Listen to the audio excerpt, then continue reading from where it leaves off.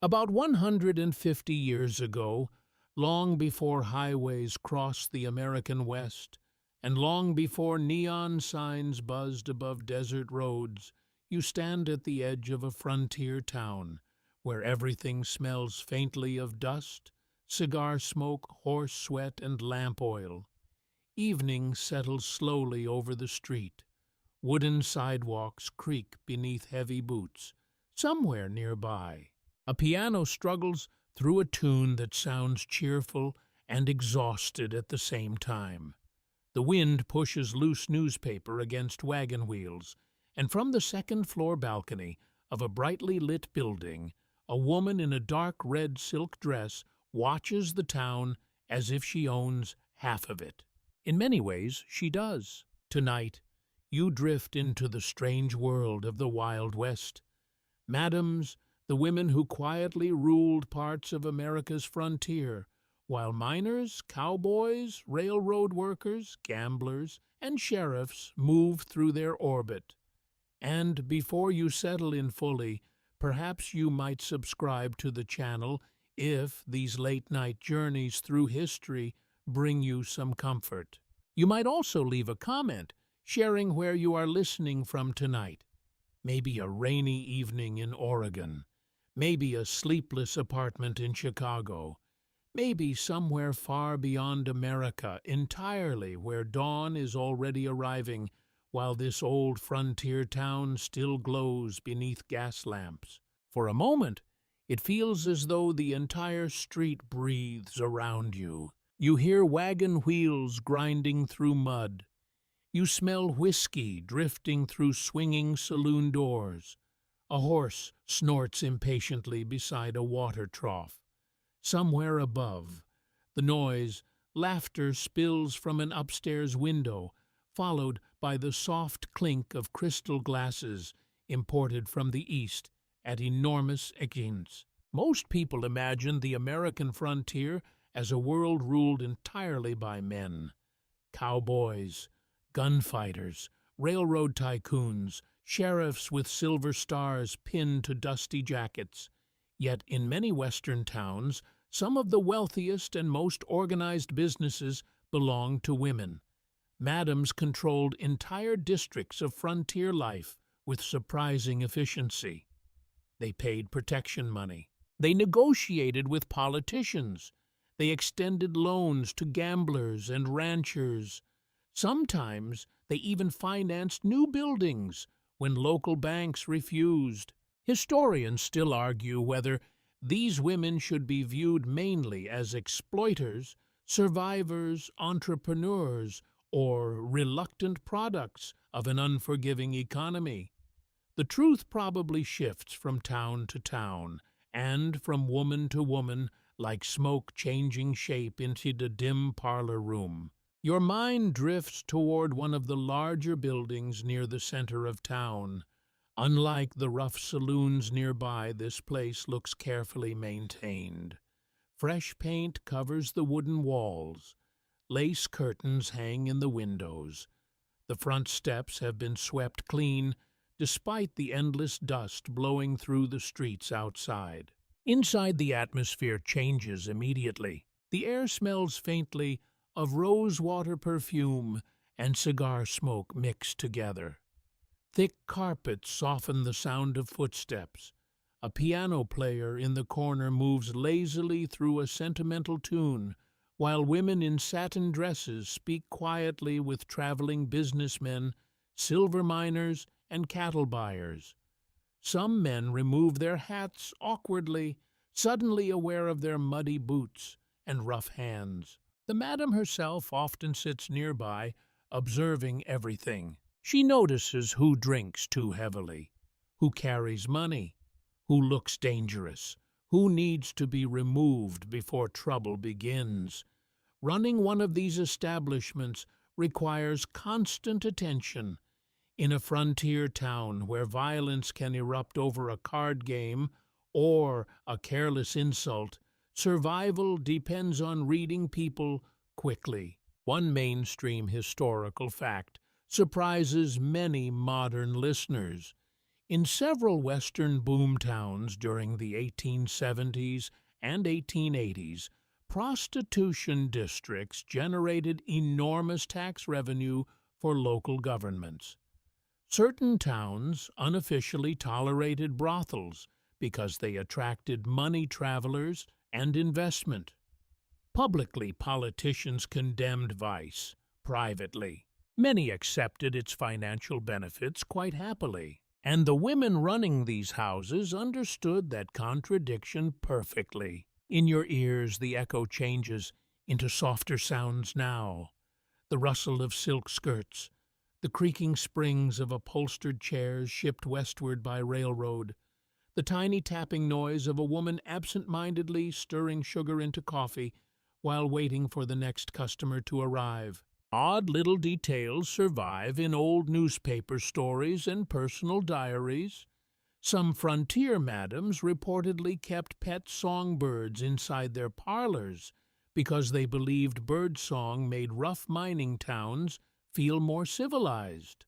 One woman in Colorado supposedly imported fresh oysters packed in ice from San Francisco simply to impress wealthy clients. Another kept a tame fox that wandered freely through her upstairs hallway, curling beside the fireplace during winter storms. The frontier could feel absurdly luxurious and brutally primitive at the same time. Outside the parlor houses, the streets remain dangerous. Raw sewage sometimes runs through shallow ditches beside crowded roads. Gunshots occasionally crack through the night air. Gambling halls stay open until sunrise. A drunk cowboy sings badly somewhere in the darkness, while stray dogs fight near the butcher shop. Yet upstairs, beneath glowing chandeliers, certain madams cultivate the illusion of refinement so carefully that visitors almost forget where they are. You begin noticing how much performance shapes frontier life. The madams wear expensive dresses, but many came west with almost nothing. Some escaped abusive marriages. Some fled crushing poverty in eastern cities. Others arrived after the Civil War shattered their families and livelihoods. Reinvention becomes one of the defining rituals of the American West. People change names, invent pasts, erase histories. A laundress becomes a businesswoman. A widow becomes a property owner. A teenager from Missouri suddenly introduces herself as a sophisticated lady from New Orleans. And surprisingly often, nobody questions the transformation very closely. The American frontier rewards confidence almost as much as honesty. A quirky historical tidbit survives from several western cities where high-class brothels offered services that ordinary townspeople could barely imagine. Some parlors provided hot baths every evening, which was considered remarkable luxury in settlements where many residents bathed only occasionally. One Arizona madam supposedly advertised that her establishment possessed the cleanest bathtubs west of the Mississippi River. Whether true or not, the claim alone reveals what frontier people valued: cleanliness, warmth, softness, escape. Things that sound very ordinary now once felt almost magical after weeks crossing dusty plains or sleeping beside cattle trails. The scent of wax smoke drifts through the room as servants light additional lamps. Beyond the windows, darkness thickens over the frontier town. Cowboys stagger between saloons. Freight wagons arrive late from nearby rail depots. Somewhere out beyond the buildings, coyotes call into the cold prairie night. And above all of it sits the madam, calm and watchful. Not quite accepted by respectable society. Not entirely rejected either. Many Western communities treated these women with complicated hypocrisy. Churches condemned them publicly on Sundays, while businessmen borrowed money from them privately during the week. Sheriffs arrested prostitutes occasionally during reform campaigns. then quietly accepted free meals afterward inside the very same establishments. Historians still argue whether frontier madams held genuine social power or merely temporary influence tolerated by men who ultimately controlled the legal system. Yet there is little doubt that some women accumulated remarkable wealth. Certain madams owned property invested in mining operations and dressed more elegantly than the wives of judges or mayors. For now, though, you simply remain inside this softly glowing room while the piano continues its slow melody. The frontier outside feels restless and uncertain, but here beneath warm lamplight and drifting perfume, another kind of Western power quietly begins to reveal itself. The longer you remain inside the parlor house, the stranger the contrast becomes. Outside, the frontier town still groans beneath wagon wheels and muddy boots. Men spit tobacco into the street. Horses stamp beside hitching posts. Wind pushes coal smoke low across crooked rooftops. Yet inside these carefully managed rooms, everything seems arranged to soften the harshness of Western life. Velvet curtains mute the noise from outside. Mirrors reflect warm lamp glow across polished wood walls. Crystal decanters sparkle faintly beside trays of imported fruit that traveled hundreds of exhausting miles by rail and wagon. You begin to understand that the finest frontier brothels are not built merely for pleasure. They are built for escape. For a few hours, lonely miners and cattlemen can pretend they have stepped back into civilization, perhaps even into wealth. A rancher who has slept outdoors for weeks suddenly sinks into a cushioned chair while a piano drifts softly nearby. A railroad foreman, with cracked hands and dust in his beard, drinks French champagne he cannot really afford. The illusion matters almost as much as the reality, and the women managing these houses know exactly how to maintain it. Your fingers brush the smooth wooden railing as you follow the sound of quiet conversation upstairs. A servant carries fresh towels past you.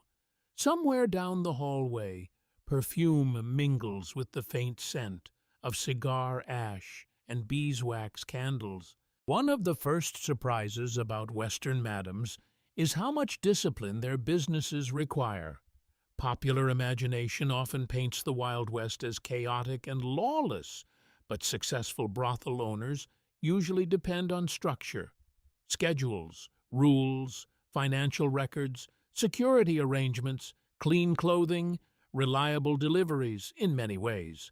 The best-managed parlor houses function more like luxury hotels than saloons. A mainstream historical fact often overlooked today is that some Western madams employed accountants and kept remarkably detailed financial ledgers. Historians studying surviving records from cities like Virginia City and Deadwood have found evidence of organized payroll systems, property investments, and regular supply contracts. Certain women became highly skilled business operators simply because survival demanded it. You notice how carefully appearances are controlled. No shouting in the hallways, no visible drunkenness among the women, no fighting inside the parlor room itself. A man causing trouble is quietly removed before panic spreads, usually by large hired guards standing near the staircases, pretending not to listen. One old frontier saying claimed that a good madam could calm a room faster than a sheriff. That may be exaggerated. Frontier stories usually are. Still, the saying survives for a reason. For a moment, it feels as though the building itself breathes slowly around you. Floorboards settle. Piano keys click softly beneath practiced fingers. Someone laughs behind a closed door, then falls quiet again. Beyond the curtains, snow begins drifting through the street outside, softening the muddy roads into pale silver ribbons beneath the moonlight. The women themselves often wear astonishingly expensive clothing, silk gloves, satin corsets, velvet dresses decorated with imported lace, jewelry purchased from Eastern merchants or wealthy gamblers. In rough cattle towns, where ordinary laborers own perhaps 2 shirts and 1 decent coat, such displays create immediate fascination. But clothing also serves another purpose. Armor. Presentation becomes protection. In a world where reputation determines survival, a powerful madam projects refinement constantly. She speaks carefully, dresses elegantly, maintains emotional distance. Even her posture sends a message. This establishment is orderly, expensive, controlled. You begin noticing how many customers lower their voices around her, not from fear exactly, from respect. Some madams cultivate almost theatrical identities. One woman in Wyoming reportedly insisted everyone address her as Madame in a French accent, despite being born on a farm in Kansas. Another decorated her dining room with fake European paintings and claimed aristocratic ancestry that almost certainly never existed. Historians still argue whether these invented personas were simple marketing strategies or deeper acts of personal reinvention. Perhaps both. The frontier allows people to become versions of themselves impossible back east. The American West thrives on reinvention, and nowhere is that more obvious than here. A quirky tidbit from frontier newspapers describes certain brothels keeping strict dress codes for customers. Muddy boots sometimes had to remain near the entrance. Men wearing filthy trail clothing could be refused entry entirely unless they washed first. One Nevada madam allegedly fined a drunken miner for wiping his hands on velvet curtains. Frontier luxury came with rules. The scent in the hallway changes now. You catch traces of lavender water, heated soap, and coal smoke from the downstairs stove. Nearby, a woman brushes long, dark hair before a mirror while quietly humming to herself. Another repairs a torn glove under lamplight. These quieter moments rarely appear in romantic Western legends. There is endless labor beneath the glamour. Laundry alone becomes exhausting. Expensive dresses require constant repair. Carpets must be beaten clean, sheets washed, floors polished, hair curled, accounts balanced, food purchased, deliveries negotiated, employees managed. Even maintaining enough hot water for baths requires enormous effort in towns where plumbing barely exists. And always, there remains the possibility of violence. Not dramatic gunfights every night like modern films suggest. More often, danger arrives through exhaustion, drunkenness, disease, loneliness, or unpredictable men carrying too much whiskey and too many disappointments. You hear the distant slam of saloon doors outside, then silence again. The madam downstairs barely glances toward the sound. She has learned which noises matter and which do not. One frontier doctor later wrote that brothel owners often possessed better practical understanding of human behavior than many lawmen or politicians. They recognized early signs of trouble because their businesses depended upon reading moods constantly. Who is grieving? Who is angry? Who is desperate? Who has recently struck gold and plans to spend recklessly tonight? The entire frontier economy pulses through these rooms. Railroad workers, traveling salesmen, miners, widowers, ranchers, politicians, gamblers, drifters, occasionally even preachers, especially after midnight. Your mind drifts toward the windows again, where snow continues falling gently beyond the warm glass.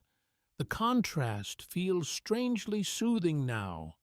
Cold darkness from outside, soft lamplight within, and in the center of it all stands the madam herself.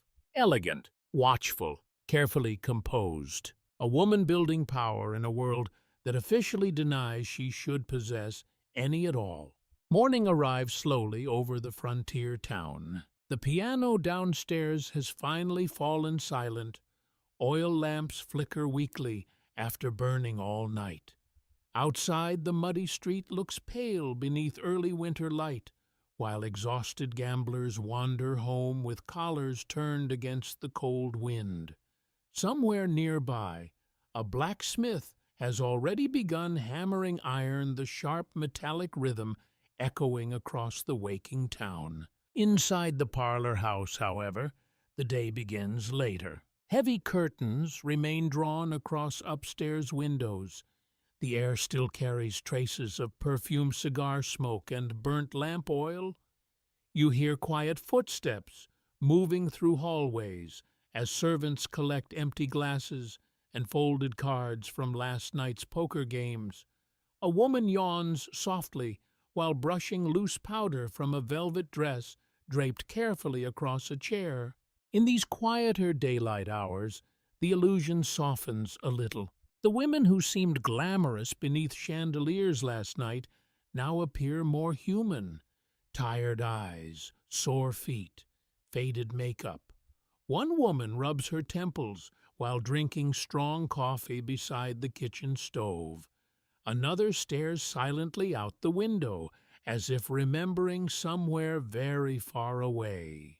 And slowly you begin understanding how many of them arrived here. Very few little girls in 19th century America dream of becoming frontier madams. Most come west because ordinary life leaves them few good choices.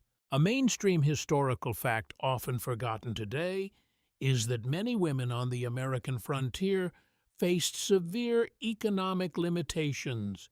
In eastern cities during the 1870s and 1880s, respectable jobs for women usually paid extremely low wages.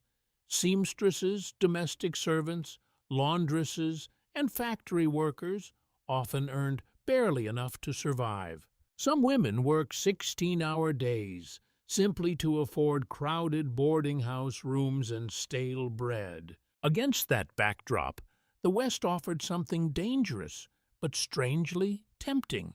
Opportunity. Your mind drifts toward a young woman arriving by train from St. Louis after a long journey westward. She carries one worn suitcase and perhaps a letter from a cousin promising employment in Colorado or Montana. She may already be widowed, or abandoned, or fleeing scandal after an unwanted pregnancy.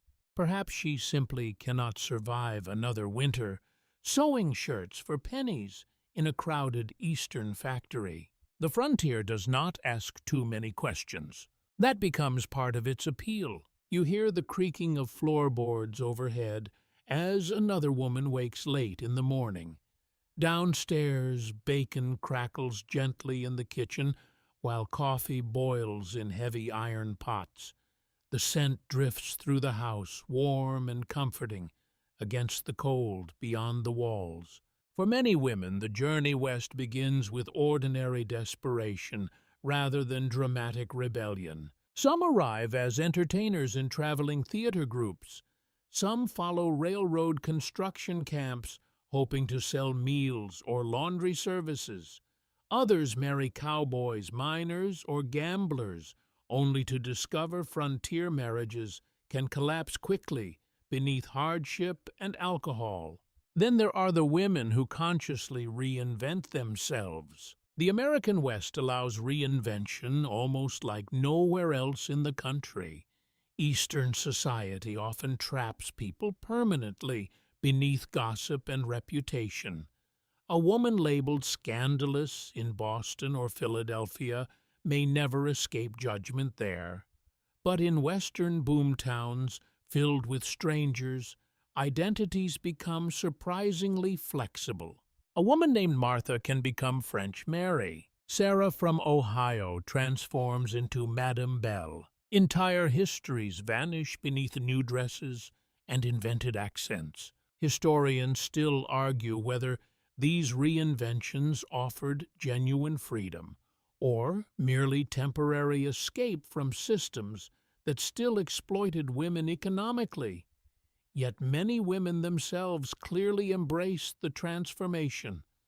Frontier newspapers occasionally describe madams arriving in town with dramatic confidence, presenting themselves almost like actresses stepping onto a stage. And perhaps in some ways, that is exactly what they are doing. A quirky frontier tidbit survives from one Wyoming town where a madam reportedly instructed all her employees to memorize fake backstories involving European finishing schools and wealthy southern plantations. According to local rumor, not one of the women actually came from the backgrounds they described to customers. But the performance mattered. Men paid partly for fantasy. The scent of wood smoke deepens as the morning fire is fed downstairs. You follow the sounds into the kitchen, where several women gather around steaming coffee cups wrapped between cold fingers. Here, away from customers, the atmosphere changes completely. Laughter becomes rougher, voices lose their polished elegance. One woman curses quietly after burning toast, while another complains about frozen pipes upstairs. These moments of ordinary companionship rarely appear in Western legends. Yet frontier life can feel terribly lonely, especially for women separated from family and stability. In many parlor houses, friendships form quickly because survival depends upon mutual support. Women lend clothing, share medicine, help style each other's hair before evenings begin again. Sometimes they protect one another from violent customers or manipulative businessmen. Not every brothel resembles a glamorous mansion. Many remain cramped, dirty, and dangerous. Historians caution against romanticizing the profession too heavily. Exploitation exists everywhere on the frontier, and many women endure harsh conditions with little control over their earnings or safety. Still, some madams genuinely build unusual independence. You notice how the older women often command the most respect inside the house. They understand the town's politics, know which sheriff can be trusted, which banker drinks too much, which gambler cheats at cards. Knowledge becomes power on the frontier. Outside, snow melts slowly into muddy streets, while freight wagons creak past storefronts. A church bell rings faintly across town. Somewhere beyond the buildings, railroad whistles echo through the cold air.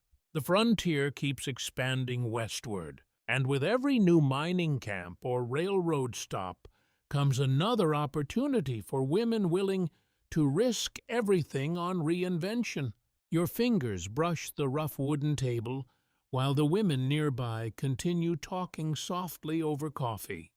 One mentions saving money to buy property someday. Another dreams about opening a dress shop far from the frontier. A third simply stares into her cup without speaking at all. For a moment, the glamour disappears entirely. No velvet, no chandeliers, just tired women trying to build futures in a harsh and uncertain world. By late afternoon, the parlor house begins transforming itself again. Curtains are opened briefly to shake out dust before being drawn closed against the cold evening ahead. Lamps are polished, mirrors wiped clean. Fresh coal is carried upstairs in metal buckets that leave dark trails across the hallway rugs. Somewhere in the kitchen, bread bakes slowly beside simmering stew, while the scent of onions and roasting meat fills the building with warmth. The house feels less like a home now and more like a carefully managed machine preparing for another long night. You start noticing how much invisible work keeps the entire business alive. A frontier brothel cannot survive on charm alone. It requires supplies arriving on time. Whiskey barrels, candles, soap, clean linens, firewood, imported fabrics, fresh food when possible.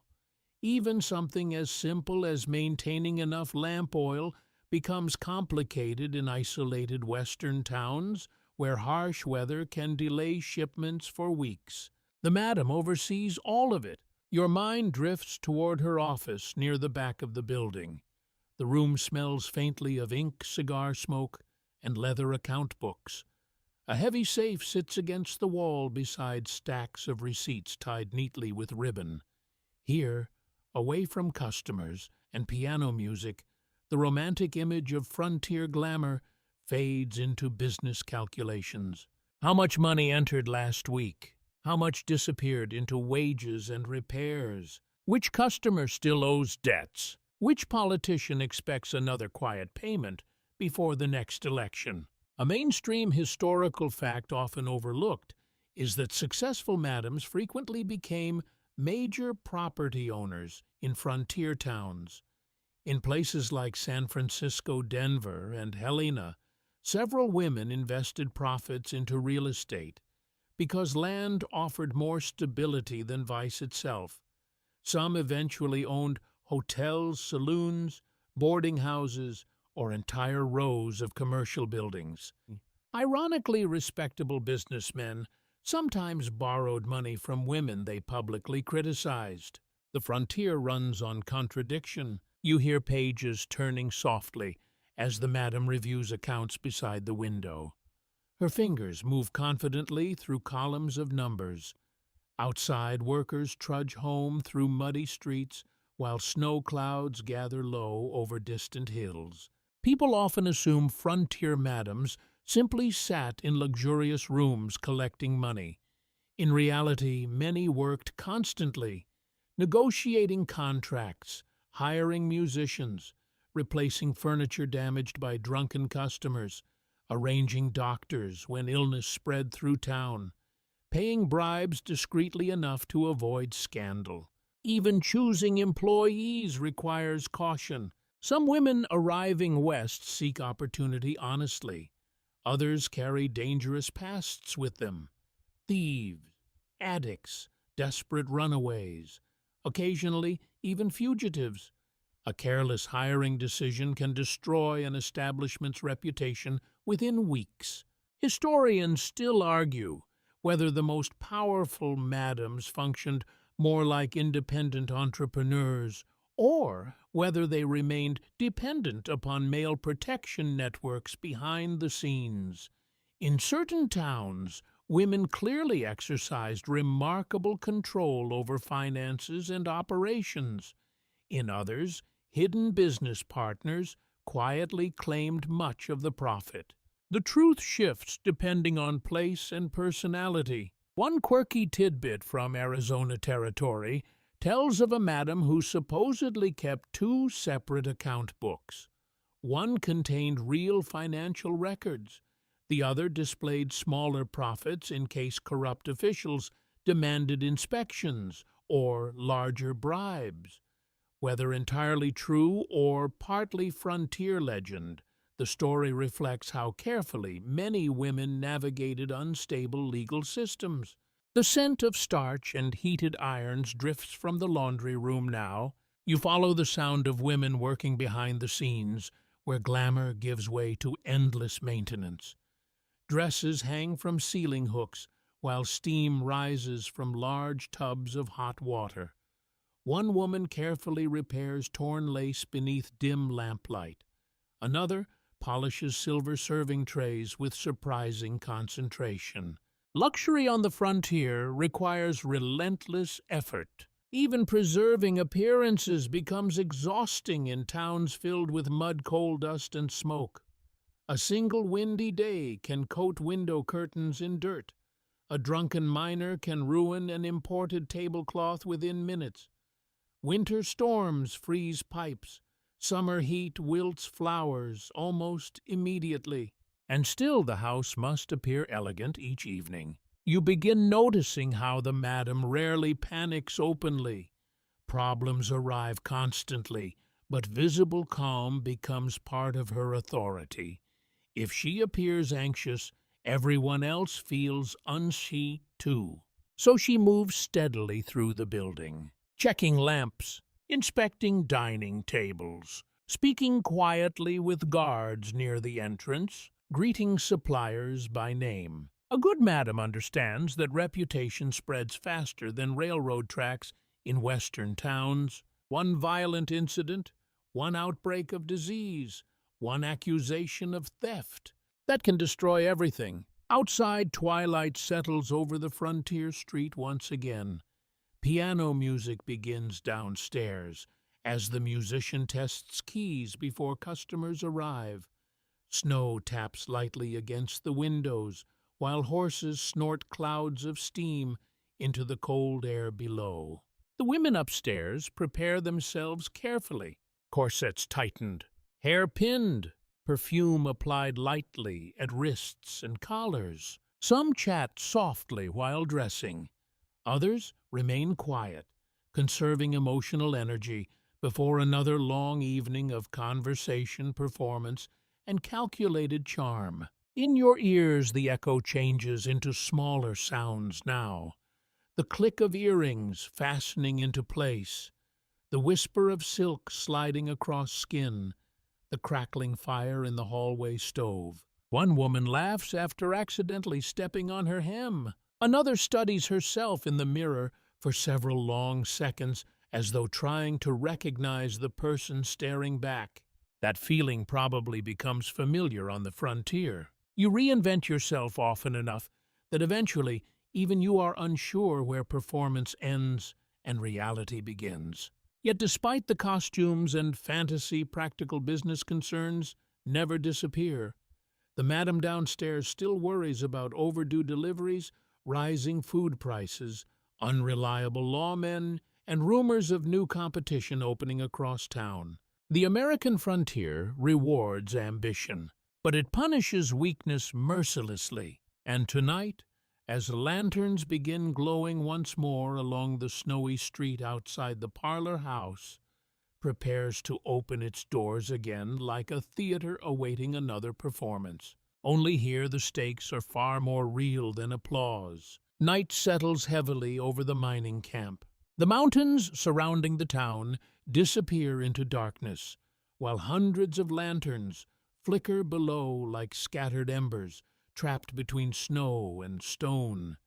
Wind pushes through narrow streets lined with saloons, assay offices, gambling halls, and rough wooden boarding houses crowded with exhausted men. Somewhere nearby, a drunk miner sings off-key, while another vomits quietly beside a wagon wheel. Gold, silver, and loneliness have all arrived here together. You walk slowly uphill through muddy streets hardened by freezing temperatures. The air smells of coal smoke, wet, wool, whiskey, and horses. Above the noise of the saloons, you hear faint piano music drifting from one of the larger buildings farther up the hill, where warm yellow light spills across the snow. The parlor houses in mining towns serve a very particular purpose, not simply pleasure. Comfort. Mining camps are overwhelmingly male environments, especially during the early boom years. Thousands of men flood westward chasing rumors of sudden wealth.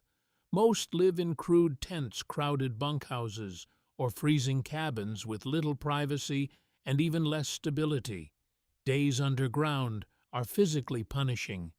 Cave-ins, bad air, freezing water, and shattered fingers are common realities. So when night arrives, many miners crave signs of civilization almost desperately. Soft chairs, music, conversation, a warm meal served on real plates instead of tin. A mainstream historical fact often noted by historians is that some mining towns developed vice districts almost immediately after silver or gold discoveries.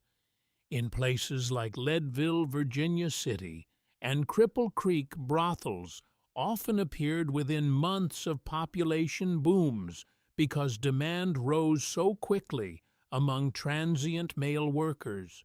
And where demand existed, ambitious madams followed. Your boots crunch softly across packed snow as you approach the building ahead. Unlike the muddy chaos surrounding it, the house glows with deliberate elegance. Lace curtains frame the windows, fresh paint covers the front porch rails. Two lanterns hang beside the entrance, casting amber light across polished brass door handles. Inside warmth wraps around you immediately. The smell of roasting meat and perfume replaces the cold metallic scent of the mines outside.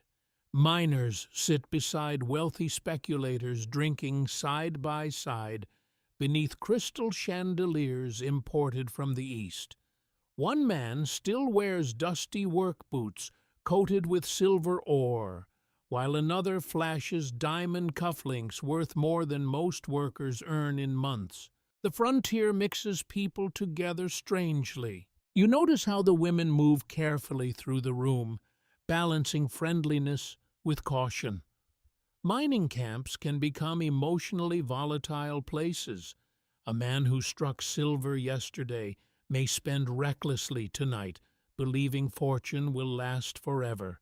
Another who lost everything underground that morning may drink himself toward violence by midnight. The madams learn quickly how to read these moods. Historians still argue whether frontier brothels provided emotional stability in unstable mining communities, or whether they simply profited from isolation and addiction. The answer, like much of Western history, probably contains uncomfortable pieces of both. One miner sits alone near the fireplace, turning a whiskey glass slowly between cracked fingers. You overhear fragments of conversation about tunnels collapsing during last week's storm. Nearby, another man boasts loudly about a newly discovered silver vein while buying champagne for strangers he met only hours earlier. Boomtown life burns fast. A quirky tidbit from several mining camps reveals that some brothels offered libraries or reading rooms for customers. Newspapers occasionally mentioned miners sitting quietly reading novels beside fireplaces before returning underground the next morning. One madam in Colorado supposedly subscribed to Eastern magazines months before most local businesses even stocked proper stationery. Even here, refinement becomes part of the fantasy. The scent of cigar smoke thickens as more customers arrive from nearby saloons. Snow melts from heavy coats hanging beside the entrance. Piano music drifts lazily through the room while cards shuffle at a gambling table near the back wall. You begin realizing something important about these frontier establishments. The women are not merely responding to Western expansion, they are helping shape its social structure. Mining camps without organized entertainment often descended quickly into violence and disorder. Successful madams understood that customers paid partly for atmosphere, cleanliness, controlled behavior, predictability. Some houses banned firearms entirely indoors, which was surprisingly radical in parts of the frontier. One old newspaper editor sarcastically complained that certain brothels were more civilized than the town council. The comment was probably meant as criticism, but perhaps it also contained truth. In your ears, the echo changes into softer winter sounds now. Wind rattling the upstairs windows, coal crackling inside iron stoves, someone laughing quietly beneath the piano melody. Upstairs, women prepare guest rooms carefully between customers. Fresh sheets, warm wash basins, folded towels heated near the stove during winter months. Such details matter deeply in towns where ordinary boarding houses often smell of sweat mud and damp wool. The frontier can make ordinary comforts feel luxurious. A hot bath, clean blankets, fresh coffee at dawn. Many mining camps contain almost no women at all, outside saloons and brothels. That imbalance creates strange emotional currents. Men who have not spoken to mothers, wives, sisters, or sweethearts for years sometimes become unexpectedly sentimental after too much whiskey. Others grow bitter and restless. Loneliness settles heavily over boom towns once the excitement of discovery fades into exhausting labor. The madams observe all of this constantly. They know who recently lost friends underground, who struck gold, who plans to leave town tomorrow, which customers become dangerous after midnight. Information flows through these houses almost like another currency. Outside, snow continues falling gently across the dark mining camp. Inside, warmth and music hold back the harshness for a few more hours. Yet beneath the polished surfaces and glowing chandeliers, everyone understands something quietly unsettling. Most boomtown fortunes vanish eventually. The silver runs out, the mines collapse, the crowds move on, and when that day comes, even the grandest parlor houses may stand empty beneath drifting snow and forgotten piano songs. As the weeks pass inside the rhythm of frontier nights, you begin noticing something unexpected. The finest parlor houses run on rules, not suggestions, not polite hopes, actual rules carefully enforced beneath the velvet curtains and piano music. Without them, the illusion of refinement would collapse almost immediately into chaos. A mining town filled with lonely, heavily armed, half-drunk men cannot sustain elegance accidentally. Order must be constructed deliberately. Tonight the snow has stopped outside, leaving the streets buried beneath pale moonlight. Horses stand quietly beside hitching rails, while frost creeps across saloon windows. Inside the parlor house, however, warmth glows steadily through every room. Lamps burn low and golden. Card players murmur softly over whiskey glasses. A woman in dark green silk leans against the piano, while listening to a traveling salesman describe Chicago as if it were another planet entirely. Near the entrance, you notice a framed list hanging discreetly beside the coat rack. House rules: no fighting, no firearms upstairs, payment in advance, respect the ladies. Simple words, perhaps, yet behind each rule lies experience. The madam has learned exactly what happens when such boundaries disappear. A mainstream historical fact, often confirmed by surviving frontier accounts, is that many higher-class brothels maintained strict behavioral expectations. Some establishments rejected visibly intoxicated customers altogether.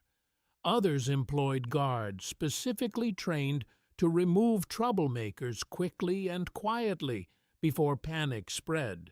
Certain madams understood that safety itself became a luxury worth selling. You hear the low murmur of conversation shifting as a loud cowboy stumbles through the front doors, trailing cold air and whiskey fumes behind him. Instantly, the atmosphere changes, not dramatically, just slightly. The piano player slows his tune. One guard near the staircase straightens subtly. The madam herself glances up from her chair without rising. She has likely witnessed this scene hundreds of times. The cowboy laughs too loudly, slaps snow from his coat, reaches carelessly toward a woman passing nearby, and within moments, two large guards appear beside him, almost silently. No shouting, no grand confrontation, just firm voices guiding him gently back outside before trouble begins. The room exhales collectively afterward. Then conversation resumes. The frontier often rewards force, but successful madams learn the value of controlled calm instead. Violence inside a brothel damages business immediately. Wealthy clients avoid dangerous establishments. Respectable merchants stop extending credit. Local officials suddenly rediscover moral outrage whenever disorder becomes too visible. So the rules matter enormously. Historians still argue whether these structured environments offered women greater protection compared to other frontier occupations, or whether the apparent order merely concealed deeper vulnerabilities beneath the surface. Many women certainly remained exposed to exploitation despite outward luxury.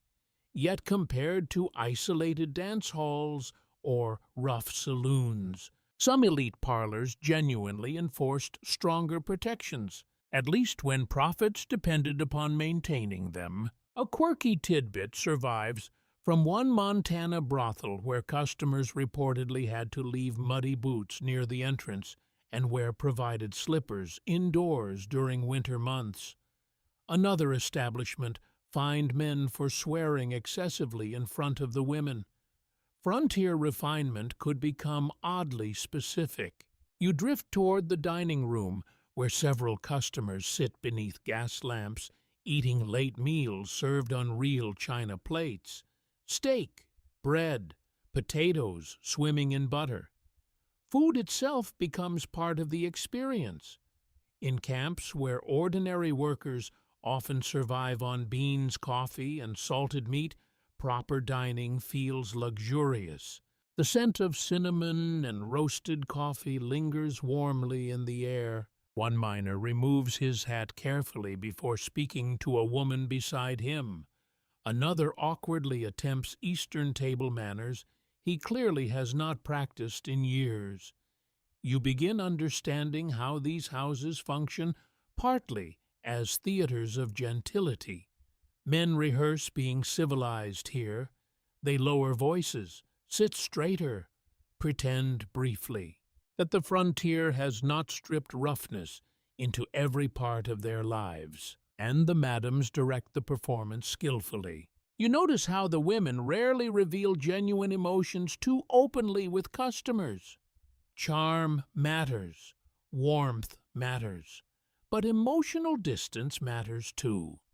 Experienced madams teach younger women how to navigate conversations carefully, how to flatter without encouraging obsession, how to identify dangerous moods before they worsen. One older woman quietly advises another never to promise anything beyond tonight. Perhaps that lesson comes from experience. Outside, the wind rises again, rattling the upstairs windows. Snow slides softly from rooftops into the dark street below. Somewhere across town, a gunshot echoes briefly through the cold night air, followed by drunken cheering from a saloon. Nobody inside the parlor house reacts much. Gunfire has become background noise on the frontier. Instead, attention remains focused on smaller details. A cracked wine glass replaced before customers notice, a musician pausing for water, fresh candles brought upstairs. Order maintained constantly through dozens of invisible adjustments. One frontier traveler later described elite brothels as the strangest islands of manners in the American West. The phrase lingers in your thoughts while you watch the room tonight, because beneath the satin curtains and polished silverware lies something surprisingly fragile. Control! The illusion could shatter quickly. A fire, a violent customer, a police raid, a disease outbreak. Everything depends upon maintaining balance in an unstable world. The madam understands this better than anyone. You see her now, near the staircase, speaking quietly with one of the guards, while piano music drifts softly behind them. Her expression remains composed, almost unreadable, Yet beneath that calm exterior lies constant calculation. Who can be trusted?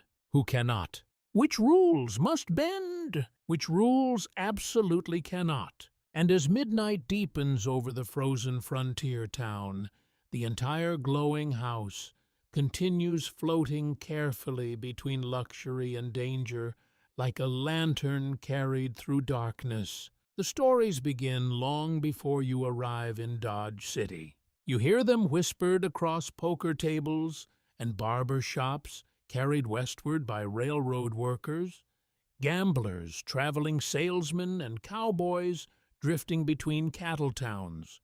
Certain women become legends on the frontier, not because they hide from attention, but because they understand exactly how to use it. Tonight, the wind blows warm across Kansas plains, while lanterns swing outside crowded saloons. The streets of Dodge City pulse with noise. Spurs scrape wooden sidewalks. Cattle drivers fresh off the trail stagger through muddy intersections, still smelling of dust and livestock after months crossing open country. Somewhere nearby, a brass band struggles through a cheerful tune badly out of rhythm. And above much of it all, behind polished windows, glowing amber in the night, sit the women whose names travel nearly as fast as the railroads themselves. One mainstream historical fact remains undeniable.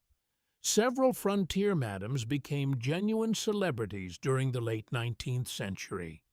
Newspapers reported on their clothing parties, business disputes, and even funerals with remarkable fascination.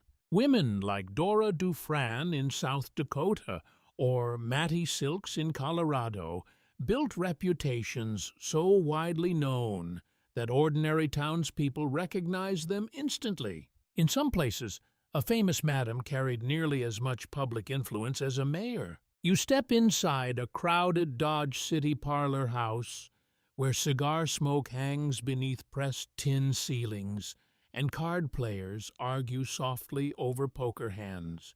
Crystal lamps cast warm circles of light across velvet chairs, while piano music drifts through the background almost lazily.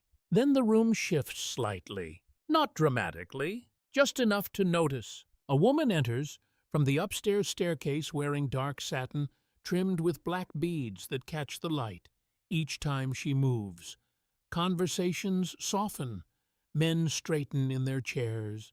Even the piano player glances up briefly before continuing.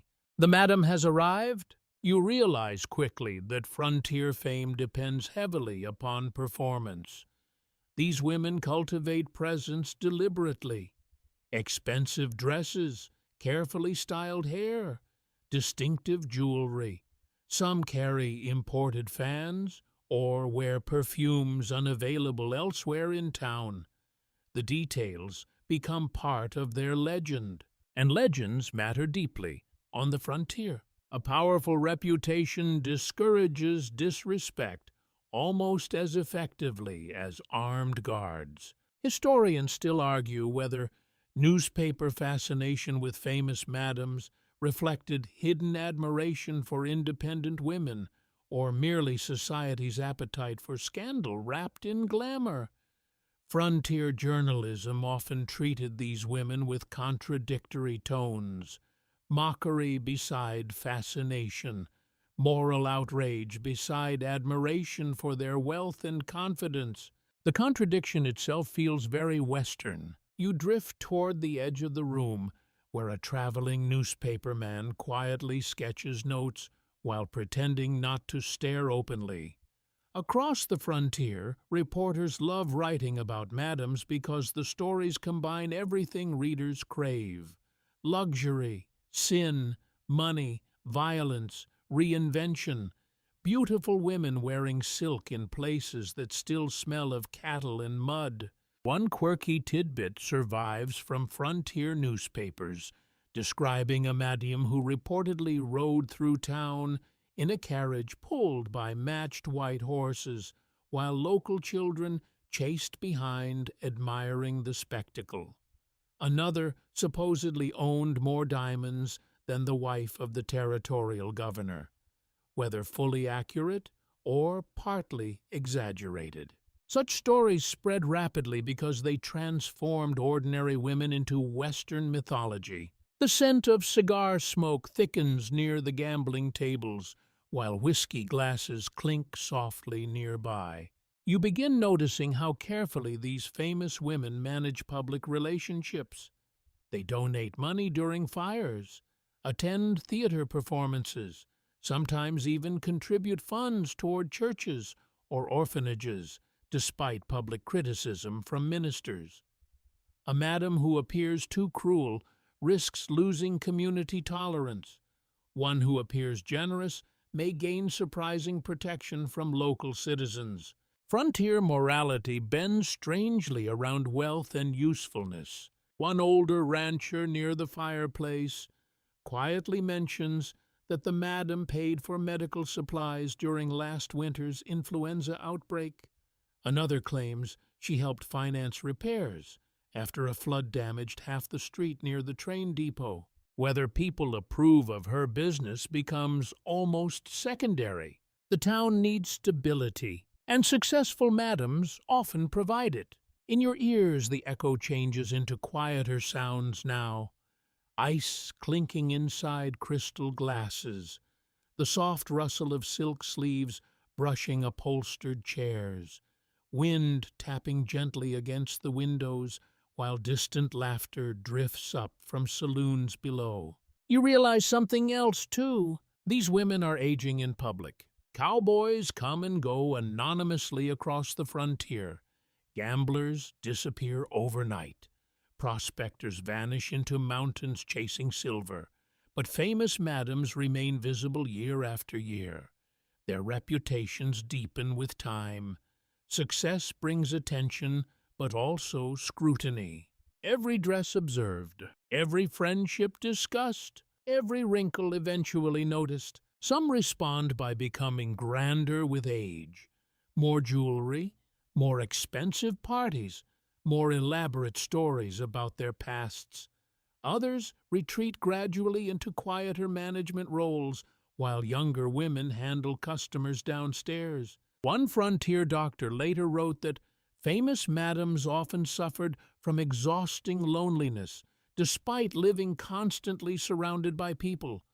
Customers rarely saw them as ordinary human beings anymore. Instead, they became symbols, fantasies, rumors wrapped in satin and perfume.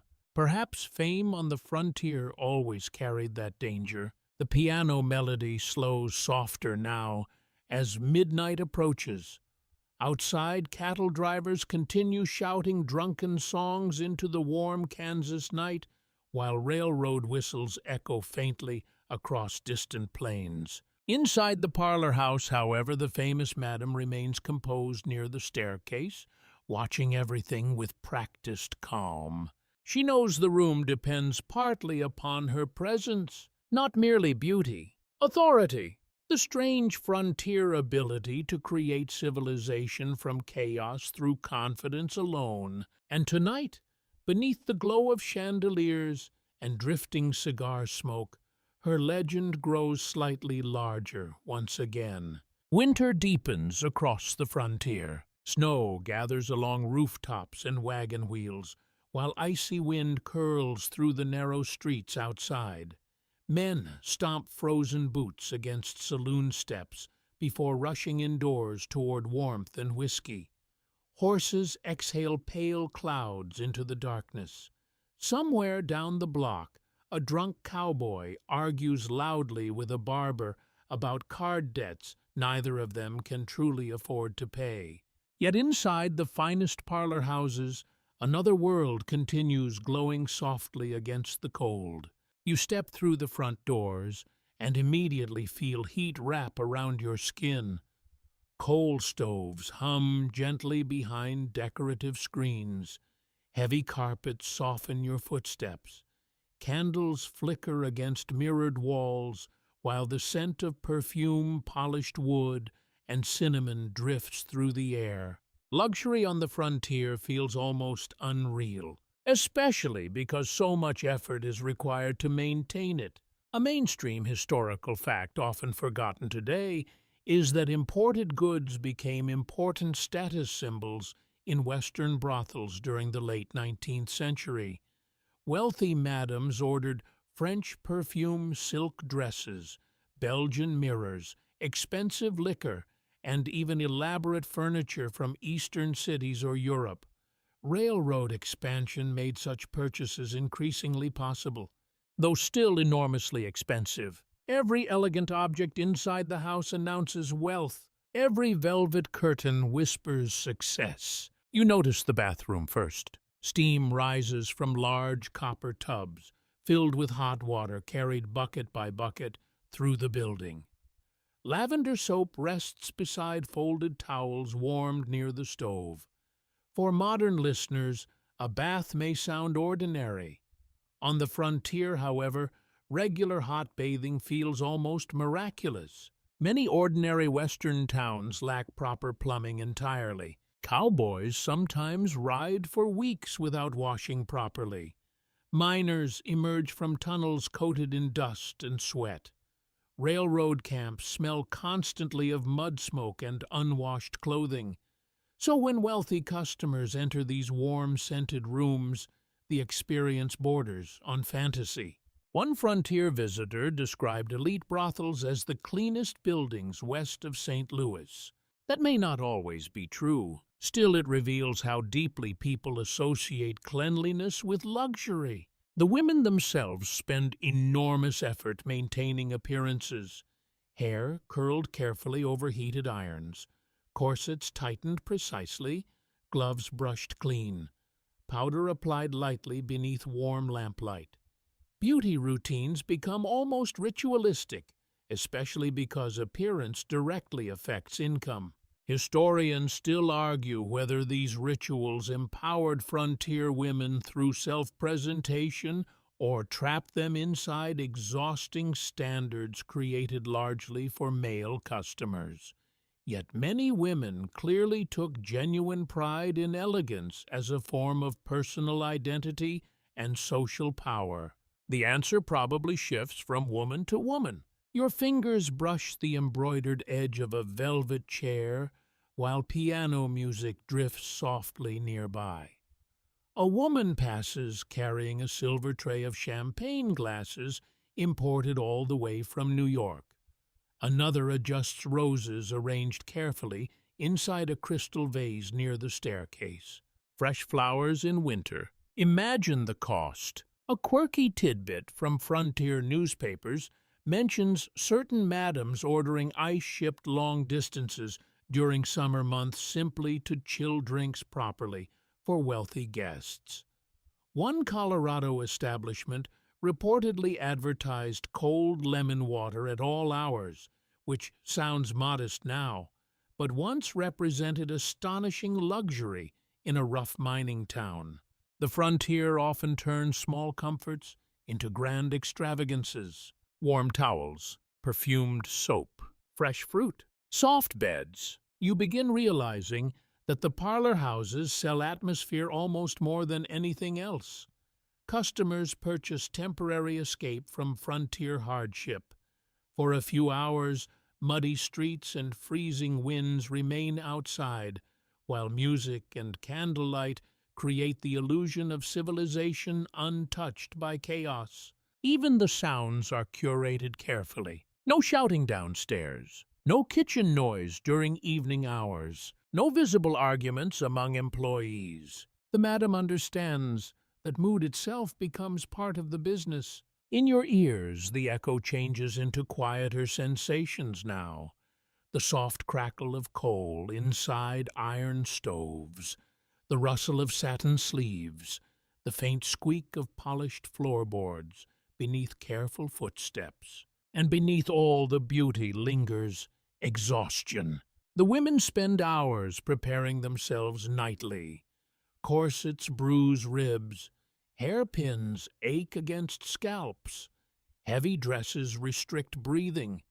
Perfumes sometimes mask the constant smell of coal smoke trapped inside buildings through long winters. One woman quietly massages her sore feet beside the kitchen stove after midnight, while another removes layers of jewelry with visible relief. Glamour always costs something. You notice how the madam herself maintains elegance almost constantly. Even late at night, her posture remains composed, her dresses carefully chosen, her voice measured. Authority on the frontier depends partly upon appearance. A wealthy madam who appears disorganized risks losing respect quickly, and respect equals safety. Outside, snow taps softly against the upstairs windows, while distant laughter drifts from nearby saloons. A train whistle echoes somewhere beyond town, carrying more travelers westward through darkness and cold. The frontier keeps expanding, more miners arriving, more railroad workers, more lonely men searching for warmth after endless miles of dust and hardship.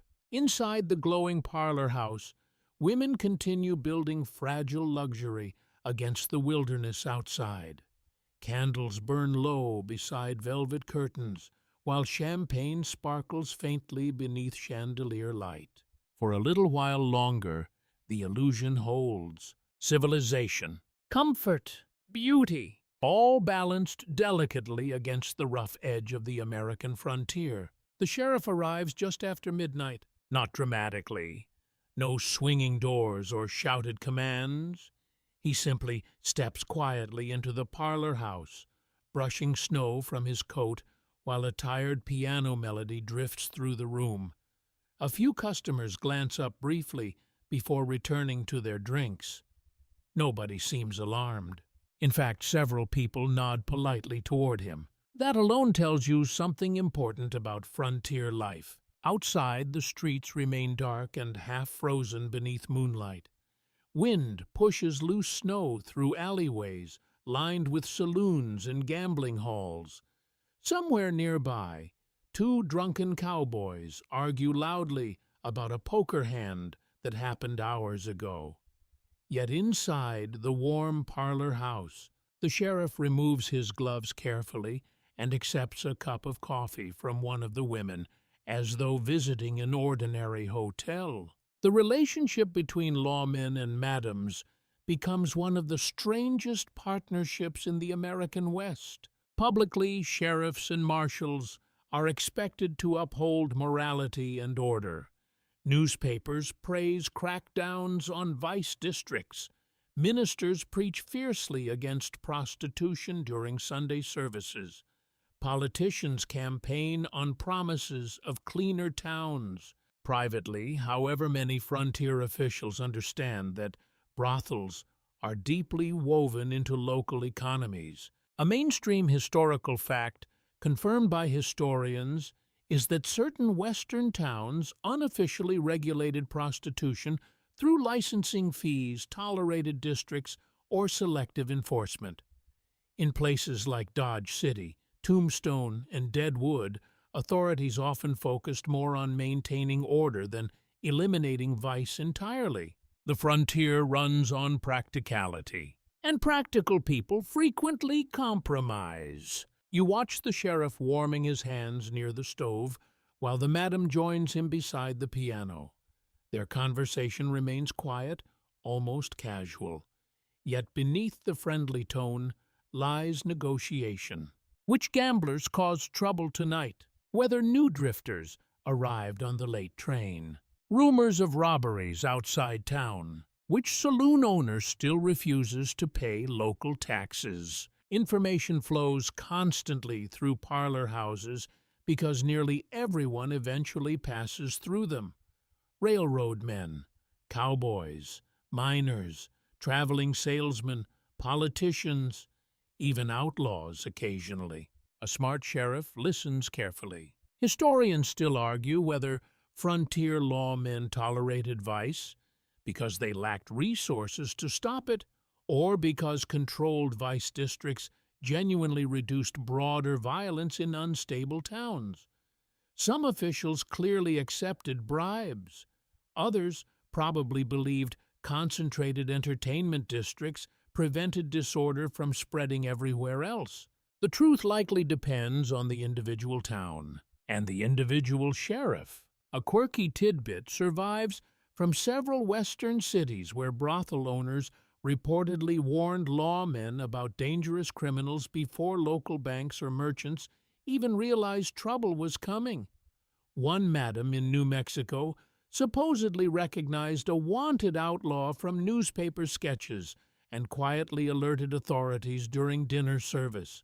People often underestimate how observant these women become. Their livelihoods depend upon reading strangers quickly. The scent of coffee and cigar smoke thickens near the fireplace, while snow continues falling softly outside. A woman upstairs laughs faintly before closing a door against the cold hallway draft. Somewhere deeper in the building, dishes clink quietly in the kitchen.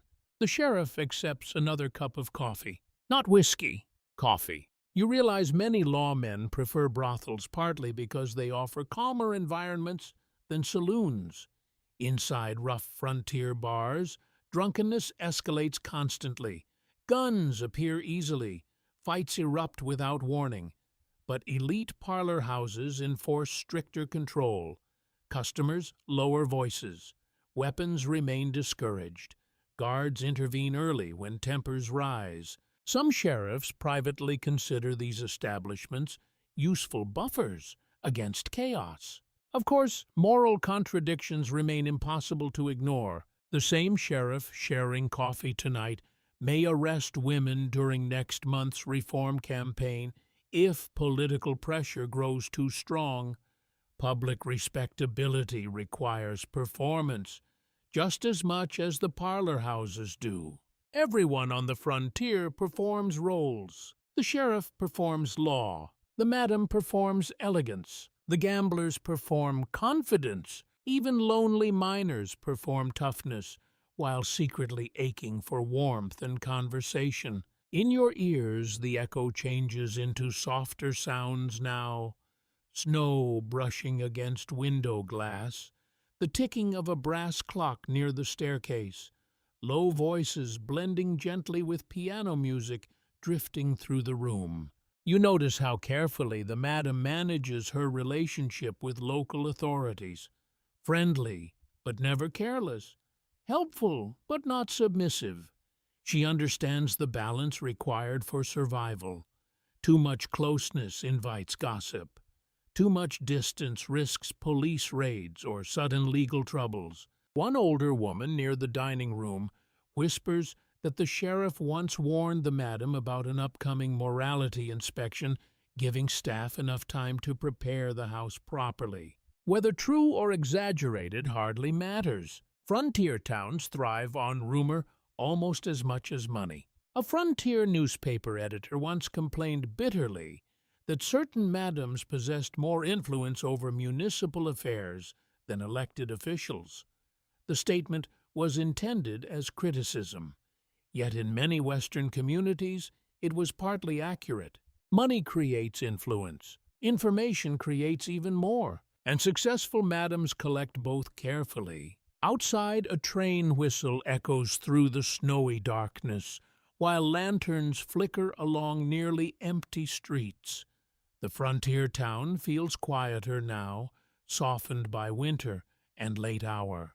Inside the parlor house, however, warmth still glows steadily beneath crystal lamps. The sheriff finally stands to leave. The madam walks him toward the entrance. They exchange polite words, neither entirely trusts nor entirely doubts. Then the door closes behind him, letting another gust of cold air swirl briefly through the room before warmth settles back into place once again. After midnight, the frontier changes character completely. The respectable shopkeepers have gone home. Church lamps stand dark beneath drifting snow. Even the blacksmith fires burn lower now. But the gambling halls and saloons remain awake, glowing against the darkness like islands of restless energy scattered through the town. You step carefully along the icy boardwalk, while piano music spills through open doors into the cold air. Somewhere nearby, men cheer loudly around a faro table. Laughter rises from an upstairs balcony before dissolving into the wind. Horses tied outside saloons droop sleepily beneath frosted saddles, while their owners lose money indoors, one card at a time. And woven through all of it are the parlor houses, warm, bright, still alive with music long after midnight. Tonight, the madam has hired a traveling pianist from St. Louis, who plays with surprising elegance, despite the rough crowd gathered around him. His fingers drift lazily across the keys, while customers sit beneath gas lamps nursing whiskey or champagne. Some speak softly with women dressed in velvet and lace. Others simply listen to the music with exhausted expressions, as if the melody itself offers temporary relief from frontier life. You begin understanding how important entertainment becomes in these isolated towns. A mainstream historical fact often noted by historians is that saloons and brothels frequently served as the primary social centers of Western communities. Before theaters, concert halls, or organized civic institutions became common, these establishments provided music, dancing, food, and human connection for people living far from family or stability. The frontier can feel emotionally barren without such places, especially during long winters. You settle into a chair near the corner while the scent of cigar smoke and polished wood drifts through the room. Nearby, a gambler shuffles cards with hypnotic rhythm, while silver coins clink softly against green felt tables. Across from him sits a cattle driver, still wearing trail dust on his boots, despite the snow outside. He listens quietly, while a woman beside him describes ocean waves she claims to remember from childhood in Maine. Whether the story is true hardly matters. Stories themselves become a kind of frontier currency. Historians still argue whether these nighttime spaces offered genuine companionship or mostly manufactured intimacy designed for profit. Yet many surviving diaries suggest loneliness shaped Western life profoundly. Railroad workers traveled constantly. Miners spent years separated from families.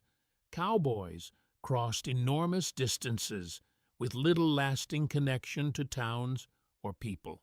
Conversation itself became valuable. One quirky tidbit survives from a Kansas newspaper describing a brothel that hosted weekly amateur music nights where customers sang ballads or recited poetry badly while drinking whiskey.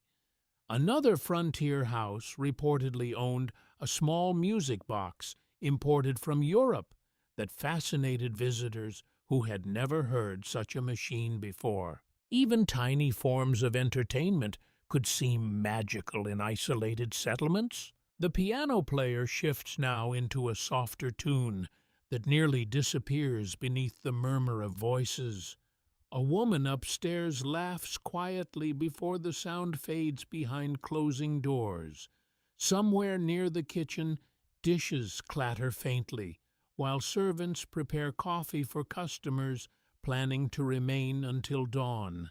The nights stretch long on the frontier, long enough for strangers to reveal parts of themselves they hide during daylight. A miner speaks about his daughter back east, whom he has not seen in 4 years. A gambler admits he once studied law before drifting westward after the Civil War. A railroad worker stares silently into his drink while snow taps against the windows behind him. You realize the parlor houses function partly as emotional shelters, temporary places where weary people can pretend they are less alone than they truly feel. The madams understand this deeply. That is why atmosphere matters so much. Soft music, warm lighting, comfortable chairs, not because luxury alone attracts customers, but because comfort encourages people to stay, to talk, to spend, to return tomorrow night. In your ears, the echo changes into smaller sounds now.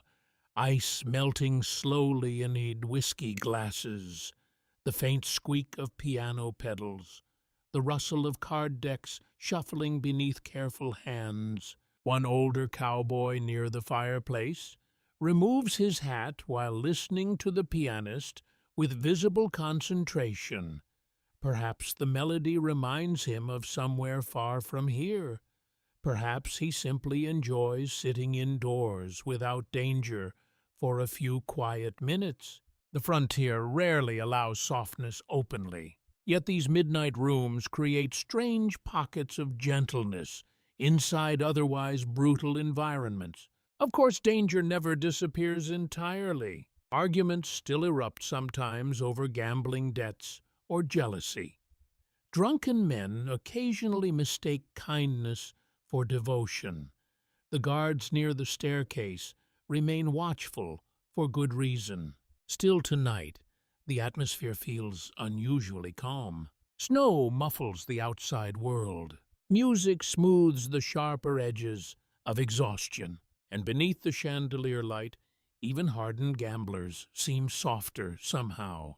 A frontier traveler once wrote that Western piano music sounded lonelier after midnight than at any other hour. The phrase lingers with you while the pianist continues playing quietly near the center of the room, because everyone here understands something unspoken. Most frontier dreams fade eventually. Gold disappears. Cattle prices collapse. Railroad jobs move elsewhere. But for a few hours beneath warm lamps and drifting melodies, people allow themselves to believe comfort might last a little longer. By the time spring mud replaces winter snow, the frontier town has begun whispering again. Rumors move through western streets almost faster than railroad schedules. A new gambler arrived from Denver, carrying unusual amounts of cash. A cattle baron lost heavily at poker last week. The sheriff may be accepting bribes from saloon owners again. And perhaps most interesting of all, another madam plans to open a rival parlor house 2 blocks away. That final rumor spreads with particular excitement because frontier madams rarely compete quietly. Tonight, rain taps steadily against the windows while muddy wagons struggle through crowded streets outside. Inside the parlor house, however, the lamps glow warmly against polished mirrors and velvet wallpaper. The scent of cigar smoke mingles with wet wool, steaming from customers' coats, drying near the stove. Yet beneath the comfortable atmosphere, tension lingers. The madam sits unusually still near the fireplace, listening while a piano player drifts through soft melodies nearby. One of her women leans close to whisper fresh gossip from the train station. The rival has arrived. You begin understanding that frontier brothel districts operate almost like small kingdoms, balanced uneasily beside one another. Each house develops its own reputation. Some cater to wealthy businessmen and politicians. Others attract cowboys, miners, or railroad crews. Certain establishments emphasize elegance, while competitors rely on gambling music or lower prices. And reputation becomes everything. A mainstream historical fact often overlooked is that Western mediums competed aggressively for status customers and influence. Newspaper advertisements, extravagant parties, lavish interiors, and strategic friendships all became tools in economic rivalry. Some women even hired famous musicians or chefs specifically to outshine neighboring houses. The frontier rewards spectacle, especially profitable spectacle. You drift toward the upstairs balcony, overlooking the rainy street below. Across town, another building glows brightly through the darkness, where workers carry furniture inside under canvas tarps. The rival establishment prepares to open soon. Already comparisons begin. Whose chandeliers are finer? Whose women dress more elegantly? Whose whiskey is imported? Whose piano player performs better songs? Historians still argue whether these rivalries strengthened women's business independence or trapped them within increasingly expensive performances of luxury designed to satisfy male expectations.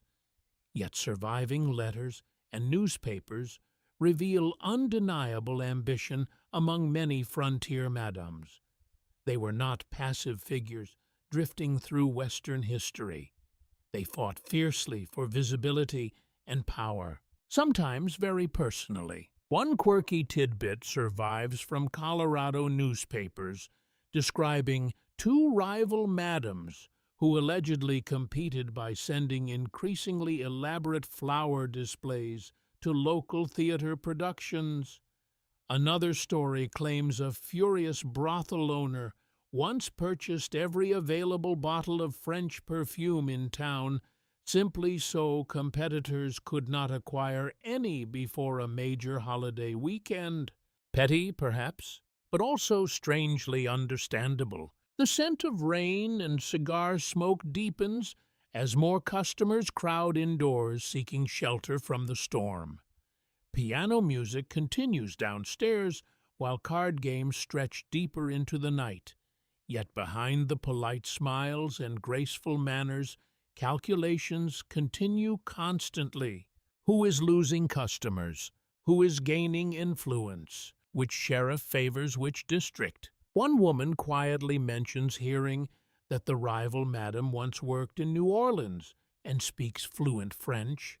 Another dismisses the rumor immediately, insisting half the frontier falsely claims French sophistication whenever trying to appear refined. The American West thrives on exaggeration. Still, competition creates genuine pressure. Luxury costs money. Musicians demand wages. Imported fabrics arrive slowly and expensively. Even maintaining social prestige requires endless spending. You notice how the madam studies her surroundings more critically tonight. The worn carpet near the staircase, slight fading on velvet curtains, a cracked champagne glass removed too slowly from service. Rivals force comparison.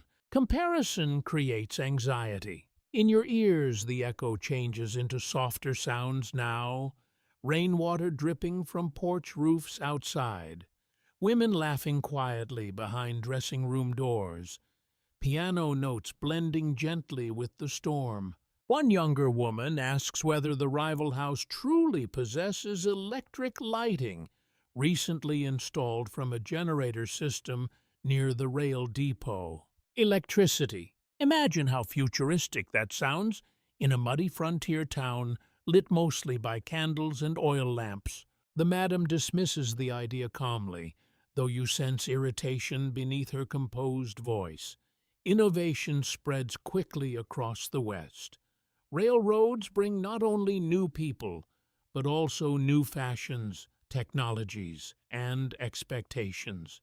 A parlor house considered luxurious 5 years earlier may suddenly appear outdated.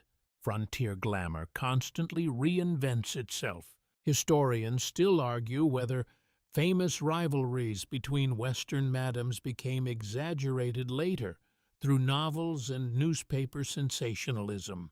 Certainly some stories grew larger with retelling, yet economic competition was undeniably real, especially in booming railroad and mining towns where fortunes shifted rapidly. One prosperous season could elevate a woman into local legend. One failed season could ruin her completely. Outside, thunder rolls softly beyond the rain-soaked streets, while muddy horses stamp impatiently beside crowded saloons. Inside the parlor house, warmth and music continue holding darkness at bay. But tonight, another feeling lingers beneath the candlelight. Pressure. The frontier never allows success to remain comfortable for long. And somewhere across town, another ambitious woman prepares her own velvet rooms, polished mirrors, and carefully practiced smile for opening night. Sunday morning arrives quieter than the rest of the week. Rainwater still glistens along the wooden sidewalks, while church bells echo softly through the damp frontier air. The saloons have mostly closed for a few precious hours. Even the gamblers appear exhausted now, drifting toward boarding houses beneath gray skies and lingering hangovers. For a little while, the town pretends to become respectable again. You walk slowly down the muddy main street, past hardware shops, barber poles, and wagons parked beside hitching rails. Ahead, families gather outside the white-painted church near the center of town. Women straighten children's coats. Men remove hats politely before stepping through the front doors. And only 2 streets away, behind drawn curtains and fading lantern light, the parlor houses settle into daytime silence after another long night. The distance between respectability and vice on the frontier is often astonishingly small. A mainstream historical fact frequently noted by historians is that red light districts in western towns commonly existed very near ordinary businesses, churches, hotels, and homes. Frontier settlements expanded quickly and unevenly, leaving gambling halls, brothels, schools, and churches crowded together within a few dusty blocks. Moral boundaries looked far blurrier in practice than in sermons. You hear the church bell ring again, while the smell of wet earth rises from the street below. Nearby, 2 women from the parlor house walk quietly toward a bakery, wearing plain dresses and simple hats, very different from the silk and velvet they wear at night. One churchgoer notices them immediately. His expression changes only slightly, a brief tightening around the mouth. Then he looks away. That tiny moment reveals the strange social dance frontier towns perform constantly. Everyone knows who the madams are. Everyone knows where the brothels operate. Yet public acknowledgement remains carefully limited, especially during daylight. The frontier survives partly through shared hypocrisy. Historians still argue whether Western communities were genuinely more tolerant of prostitution than Eastern cities, or whether necessity simply forced temporary compromise in unstable settlements. Some towns openly regulated vice districts. Others condemned them loudly while benefiting financially behind closed doors. The contradiction becomes impossible to ignore. One minister may publicly denounce immorality every Sunday morning, while local businessmen quietly rent property to brothel owners during the week. A sheriff might arrest prostitutes before elections to satisfy reformers, then relax enforcement once political pressure fades. And through all of it, the madams continue operating. A quirky tidbit survives from a frontier newspaper describing a church fundraiser, where several anonymous donations later turned out to have come from brothel owners. Another story tells of a Western minister who reportedly accepted expensive coal deliveries during winter from a local madam after his church stove failed. Whether fully accurate or slightly embellished, such stories survive because they feel believable. The frontier rarely allows absolute moral purity. You drift toward the church entrance where hymns begin rising softly through open doors. The sound blends strangely with distant piano notes still drifting faintly from a nearby saloon where a few gamblers remain awake after all-night card games. Sacred music beside whiskey songs. Sunday prayers beside muddy gambling halls. The American West often feels like multiple worlds stacked awkwardly together. Inside the parlor house later that afternoon, the atmosphere remains slower and quieter than usual. Curtains stay partly closed against the gray weather outside. Several women sit near the kitchen stove reading newspapers or repairing dresses. Someone brews coffee, while another trims candle wicks for the coming night. The madam herself reviews invoices calmly beside the window. Business never truly stops. You notice how carefully the women navigate public spaces during daytime. Some avoid churchgoers entirely. Others attend services occasionally, despite local gossip. A few Western churches quietly welcomed prostitutes believing redemption required openness rather than rejection. Others condemned them relentlessly. Historians still argue how sincere frontier reform efforts actually were. Certain ministers genuinely sought to help vulnerable women escape dangerous conditions. Yet some moral campaigns also reflected class anxieties and growing desires to make Western towns appear more civilized to investors and Eastern newspapers. Respectability becomes another kind of performance. In your ears, the echo changes into softer daytime sounds now. Church bells fading across damp streets, rainwater dripping from porch roofs, pages turning inside quiet parlors, scented faintly with coffee and candle wax. One younger woman asks whether anyone truly believes respectable society accepts them. The room falls silent briefly afterward, because everyone already knows the answer. Not fully, perhaps never fully. Yet the frontier still depends upon them in countless hidden ways. Brothels provide jobs, tax revenue, entertainment, and information networks. Wealthy madams lend money during hard winters. Some quietly support orphanages or hospitals. Others exploit vulnerable women terribly. The truth refuses to stay simple. Outside, families leave church carrying umbrellas against the drizzle, while saloons slowly reopen for afternoon customers.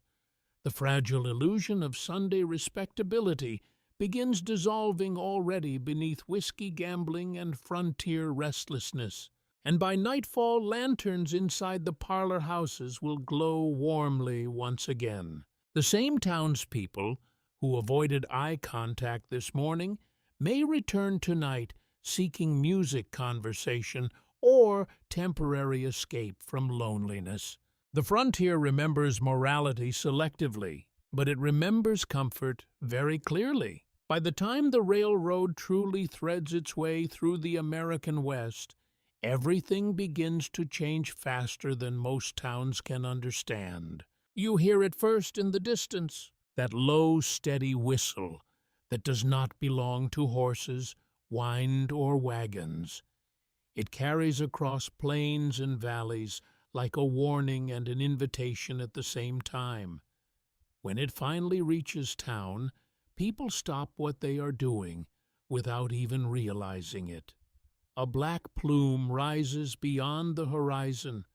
The ground seems to tremble faintly beneath an approaching weight that is not natural, not animal, but mechanical. The railroad has arrived, and with it, new kinds of people, new money, new laws, new expectations. Inside the parlor house that evening, the atmosphere feels subtly different.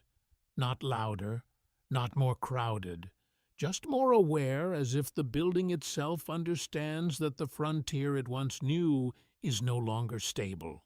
A mainstream historical fact often emphasized by historians is that railroad expansion fundamentally reshaped vice districts across the American West. Towns that once grew slowly around trails or mining camps suddenly became connected to national networks of travel and commerce.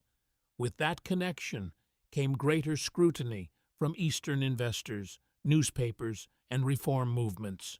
Everything becomes more visible, and visibility changes power. You stand near the upstairs window and watch workers unload crates at the newly built depot. Men in clean uniforms carry luggage that looks almost foreign compared to the mud-covered chaos of older frontier life. Women in traveling dresses step carefully onto wooden platforms, glancing around, as if unsure what kind of place they have arrived in. The town is no longer isolated. It is now part of something larger. Inside the parlor house, the madam moves differently tonight, more deliberate, less relaxed. She receives word that new officials connected to railroad companies may be visiting soon. Men who care less about local tradition and more about presenting a respectable image for investors and shareholders. That usually means pressure to clean up districts, or at least move them somewhere less visible. You notice how the women downstairs listen quietly while the news is discussed. They already understand what railroads bring besides passengers. They bring reformers, inspectors, newspaper reporters, new expectations about what a modern town should look like. A quirky tidbit from Frontier Records mentions certain madams attempting to adapt by relocating their establishments closer to railroad hotels, hoping to capture arriving travelers immediately. Others invested in larger, more elaborate houses designed to impress visitors stepping off long journeys from the east. Competition now includes geography itself. Where you stand in town begins to matter almost as much as what you offer inside. The scent of coal smoke drifts through the room as a train passes again outside its wheels, clattering rhythmically across newly laid tracks. The sound is strangely hypnotic, constant, unstoppable. Unlike wagons or cattle drives, the railroad does not pause for weather or exhaustion. It simply arrives on schedule, reshaping everything around it. Inside, piano music resumes downstairs, as if trying to restore familiarity. But something has shifted. You feel it in the conversations, too. Men speak more carefully now. Some mention business opportunities in cities farther east. Others talk about new laws being drafted. Even gamblers sound slightly less confident than before, as though they sense that the old frontier freedom is narrowing into something more structured. Historians still argue whether the railroad civilized the West or simply replaced one form of chaos with another more organized system. What is clear is that informal economies, including brothels, had to adapt rapidly or risk being pushed out of sight entirely. Not always eliminated, but relocated, controlled, hidden. In your ears, the echo changes into quieter, more mechanical rhythms, distant train wheels, hammering at construction yards, the rustle of newspapers arriving daily with headlines from Chicago, New York, and Washington. One woman near the fireplace murmurs that she saw an Eastern journalist staying at the hotel across town. Another wonders if stories about local parlor houses will soon appear in print far beyond the frontier itself. That thought changes everything, because once stories travel, they stop belonging only to the town. They become reputation, and reputation can be dangerous. The madam remains composed, but you notice her attention sharper now. Every detail matters more. Every visitor potentially carries influence beyond what they appear to hold. A single article could reshape public opinion hundreds of miles away.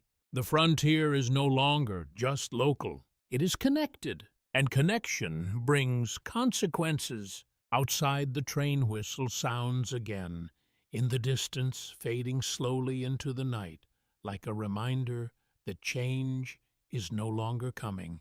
It is already here. Illness arrives on the frontier the same way everything else does, quietly at first. Then all at once, you notice it in the way conversations soften inside the parlor house over the following weeks. A cough that lingers too long, a woman who looks slightly paler each morning, a miner who disappears after drinking heavily for several nights in a row. Nothing dramatic, nothing cinematic, just the slow, unsettling realization that bodies in this world are always closer to breaking than anyone likes to admit. Outside, spring rain turns the streets into thick mud again, while wagons struggle through deep ruts carved by constant traffic. Inside, the parlor house feels warmer than usual, as if trying to compensate for something unnin creeping through the town. A mainstream historical fact, often emphasized by historians, is that frontier medicine in the 19th century remained limited, uneven, and often experimental by modern standards. Doctors traveled long distances between settlements. Supplies were inconsistent. Germ theory was still developing in public understanding. Many communities relied on a mix of trained physicians, folk remedies, and sheer endurance. On the frontier, survival often depended on luck as much as treatment. You sit near the kitchen, where a woman quietly prepares herbal mixtures beside a boiling kettle. The scent of sage and steam fills the air, while another woman folds clean linens for upstairs rooms. In the background, someone mentions a doctor arriving from the next county who charges fees most workers cannot afford. Healthcare becomes another form of inequality. The madam moves through the house with a different kind of focus today. Not panic, not fear, but attention sharpened by experience. She knows how quickly illness can spread in crowded, high-traffic environments, especially in places where exhaustion, stress, and irregular sleep weaken the body over time. Brothels like boarding houses and mining camps exist in constant proximity. Close rooms, shared spaces, continuous visitors, which means even small outbreaks become serious concerns. Historians still argue how often frontier parlor houses acted as points of medical concern versus centers of informal care. Some accounts suggest madams employed doctors regularly and enforced hygiene standards more strictly than many working-class neighborhoods.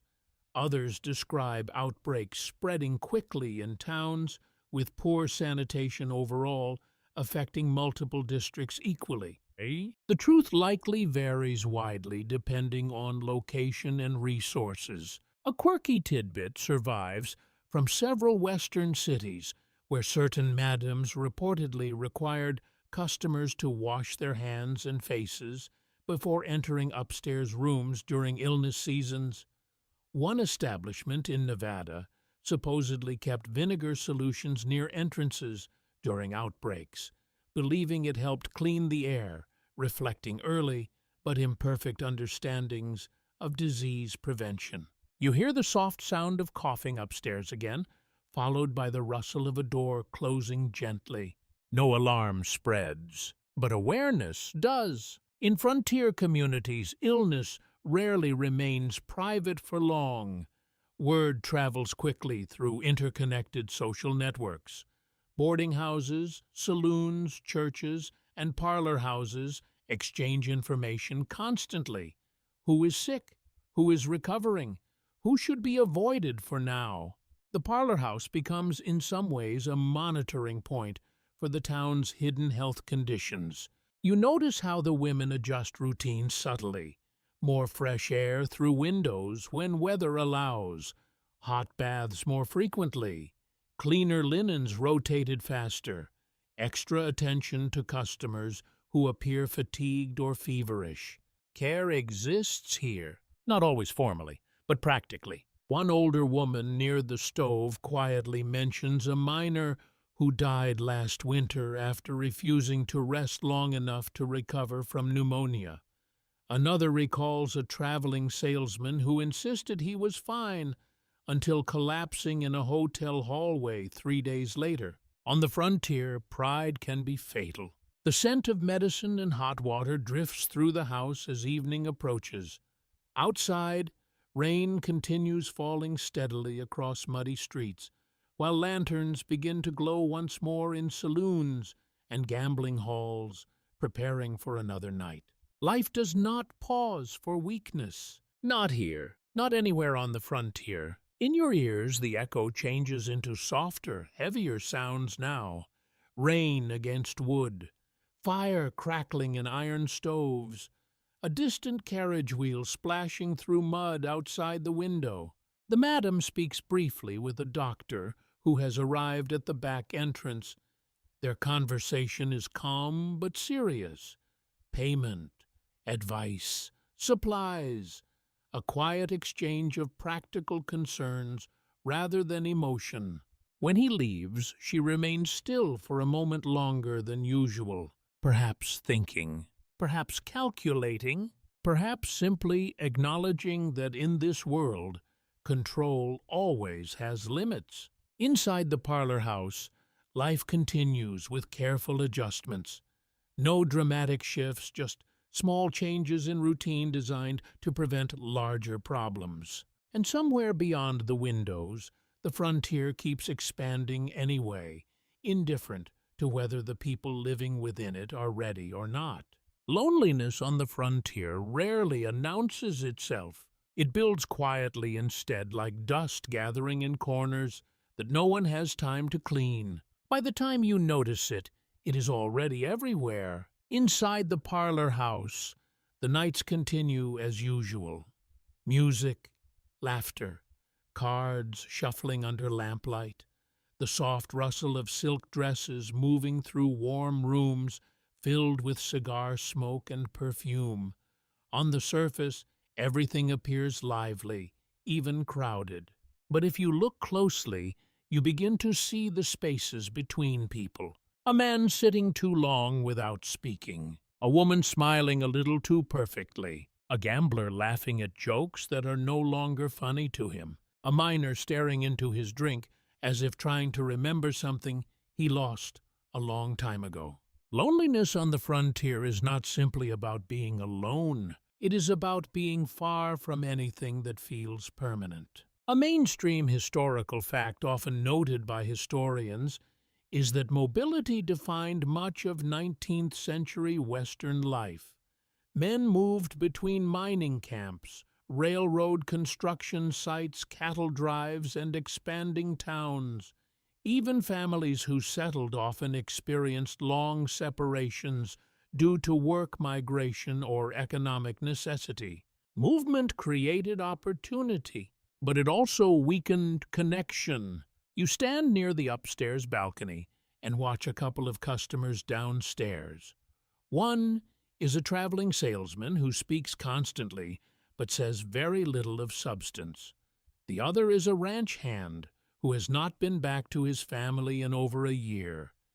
They sit side by side, drinking slowly, as if sharing the same invisible exhaustion. Around them, the parlor house performs its familiar role: warm light, soft music, carefully maintained illusion of intimacy. But beneath that surface, something quieter lingers. Not sadness exactly, more like emotional fatigue stretched across too many miles and too many nights. The madam notices it too. She always does. You begin to understand that her authority is not just financial or social. It is emotional awareness sharpened by years of observing people who arrive carrying invisible burdens. She learns to read silence as easily as speech. Who is restless? Who is grieving? Who is pretending not to care? Who is close to breaking?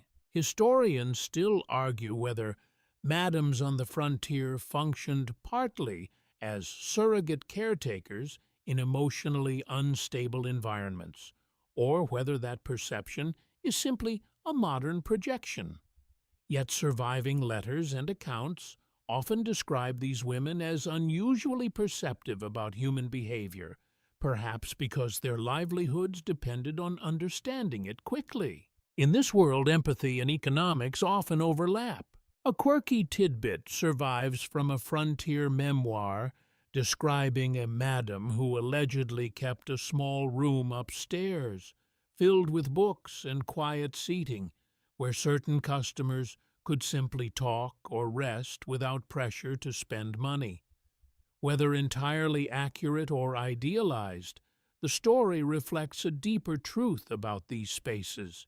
Sometimes people do not come for performance. Sometimes they come just to feel briefly less alone.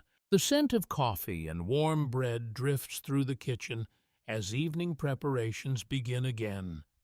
Outside, the wind pushes dust and dry grass across the edge of town, while lanterns flicker back to life, one by one along the main street.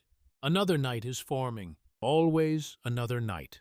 You hear footsteps on the stairs as women begin readying themselves for work. Hair pinned, dresses adjusted, perfume applied with practiced care. Yet behind the routine, you sense something more subdued tonight.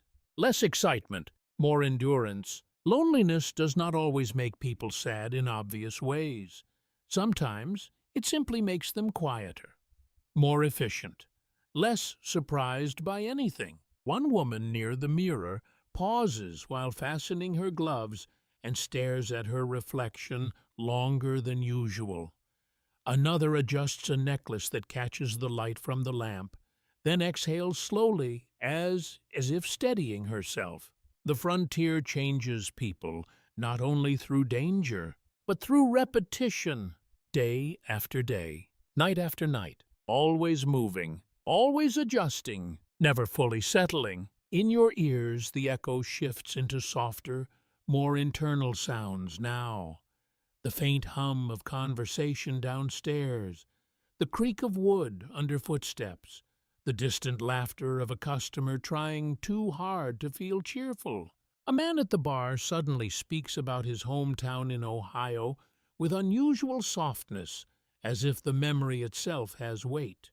Nobody interrupts him. For a moment, the room allows it. That is another quiet function of these places. They let people speak, without interruption, even if only briefly. The madam remains near the staircase, observing as always. Her expression is calm, but there is something more reflective there tonight. Perhaps awareness that even success does not protect against isolation. Wealth can buy comfort. It cannot guarantee connection. Outside, the wind rises again over the frontier town, carrying dust-cold air and distant echoes of movement from somewhere far beyond the horizon. And inside, beneath warm lamps and soft music, people continue gathering for another night of borrowed closeness. The railroad does not simply arrive, it expands. It presses deeper into the land like a slow-moving certainty that refuses to turn back. Tracks stretch farther west. Stations appear where nothing existed before. Small towns suddenly find themselves connected to cities they have never seen. And in that connection, everything accelerates. Inside the parlor house, you begin to feel it in subtle ways. New faces arriving more frequently. Strangers who stay only one night before boarding trains again. Businessmen speaking in faster, more confident tones, as if time itself has become more expensive. The piano downstairs plays the same familiar melodies, but somehow the rhythm feels slightly quicker now, as though even music is being pulled into the railroad's pace. A mainstream historical fact often emphasized by historians is that rail connectivity dramatically increased the mobility of people, goods, and information across the American West. Towns that once lived in relative isolation suddenly experienced constant movement of workers, tourists, entrepreneurs, and officials. With movement came exposure, and with exposure came change. You stand near the upstairs window and watch a new train arrive at the station. Steam rises into cold air like a temporary storm. Passengers step down onto wooden platforms, carrying trunks marked with city names from the east. Some wear tailored suits, others carry notebooks. A few glance around with expressions that suggest they are already evaluating the town rather than experiencing it. These are not frontier wanderers. These are observers. Assessors, people who measure places. Inside, the madam receives a letter delivered earlier that afternoon. The seal is official, not local. Something connected to wider administrative networks that now reach through railroad lines. She reads it carefully, then reads it again. Her expression does not change much, but you notice the room feels different afterward, slightly more contained, as if invisible pressure has shifted somewhere above the town's fragile balance. Historians still argue whether railroad expansion ultimately reduced the independence of frontier vice districts by bringing greater regulation and moral reform campaigns, or whether it simply forced these industries to become more sophisticated and less visible. Some establishments adapted by moving closer to transportation hubs. Others invested in more discreet operations or diversified into hotels, restaurants, or entertainment venues. Survival requires adaptation, always. A quirky tidbit from Frontier records mentions certain madams who reportedly paid attention to train schedules as carefully as merchants or railroad officials. They knew when new groups of travelers would arrive, when payrolls were likely to be distributed, and when seasonal workers would flood into town looking for entertainment after long journeys. The railroad creates timing, and timing creates opportunity. You hear the distant whistle again, softer this time, fading into the night as the train departs. With it goes another group of travelers, leaving behind brief impressions in the town's economy and social rhythm. Inside the parlor house, the atmosphere adjusts again. New customers arrive in waves corresponding to train arrivals. Some stay only briefly, as if the town itself is a waiting room between destinations. Others remain longer, drawn into the slower rhythm of frontier life, despite modern movement pressing in around them. You notice how the madam's decisions become more strategic now. Where to invest, which suppliers to trust, which relationships to maintain with hotel owners near the depot, which rumors to dismiss, which warnings to take seriously. The frontier is no longer just local competition and reputation. It is becoming networked, connected, observational, and that changes how power works. In your ears, the echo shifts into layered sounds now. Train wheels in the distance. Telegraph clicks faintly from the station office. Conversations overlapping between travelers who speak of cities far away, bringing ideas that feel both exciting and slightly threatening. One woman downstairs asks whether the new visitors will expect different standards than older frontier customers. Another wonders if Eastern newspapers will begin writing more frequently about towns like theirs. The idea of being written about changes everything, because once something becomes visible, it becomes judged. The madam remains composed, but her awareness is sharper now. She understands that railroads do not only bring customers, they bring attention, and attention invites scrutiny, some of it harmless, some of it dangerous. Outside, the town continues adjusting around the rhythm of rails and steam. Old trails grow quieter. New roads form toward stations. Businesses reposition themselves closer to transportation lines. And inside the glowing parlor house, another transformation begins slowly, almost imperceptibly. Not decline, not prosperity. Something more uncertain, alignment with a world that is no longer purely frontier, but something increasingly connected to everything beyond it. The reformers arrive without music, no piano, no laughter, no velvet introductions, just paper sermons and certainty. You notice them first in the newspapers that begin circulating more aggressively through town. Articles about morality, letters from concerned citizens in distant eastern cities, editorials describing frontier vice districts with growing alarm as if the West itself has finally become too visible to ignore. Then they appear in person, men in dark coats stepping down from trains with briefcases instead of luggage trunks, ministers traveling with printed pamphlets, civic organizers speaking about cleaning up towns that in their view have drifted too far from respectable society. Inside the parlor house, the tone shifts again.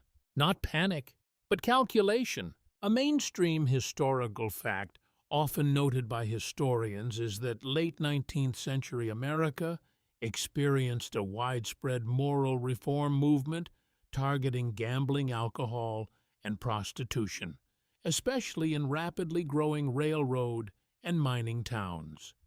These campaigns often combined religious motivation with political ambition, aiming to reshape frontier communities into more orderly and investment-friendly environments. Order, however, depends on perspective. You sit near the upstairs window and watch two reform delegates speaking with a local official outside the hotel across the street. Their gestures are controlled, practiced. They point toward the main street, toward saloons, toward the quieter side streets where parlor houses sit partially hidden behind other businesses. They are mapping morality, or at least attempting to. Inside, the madam receives visitors less warmly than usual. Not rude, not defensive, just measured. A kind of stillness that suggests long experience with people who arrive, convinced they already understand everything. The reformers often do not see themselves as enemies. They see themselves as rescuers. In their speeches, women working in brothels are described as victims' towns, as morally endangered, and vice districts as wounds that must be healed. The language is absolute, which makes negotiation difficult. Historians still argue whether these reform movements were primarily driven by genuine humanitarian concern or by broader social pressures to impose middle-class values onto rapidly expanding frontier economies. In many cases, both motivations likely existed simultaneously, intertwined in complicated ways. Reality rarely fits a single explanation. A quirky tidbit from Frontier Records mentions certain madams who reportedly invited reform leaders inside their establishments for guided visits attempting to demonstrate cleanliness, order, and business structure. Some accounts suggest these meetings ended politely, but without agreement. Others imply awkward conversations over tea and carefully arranged rooms meant to soften perception. Visibility becomes a weapon on both sides. The reformers want to expose. The madams want to control what is seen. You hear footsteps downstairs as one of the visiting ministers is escorted briefly through the lower rooms. The piano is silent for once. Curtains remain closed more tightly than usual. The atmosphere feels almost staged, like a theater paused mid-performance. A woman quietly adjusts a vase of flowers near the staircase, making the room appear more domestic than commercial.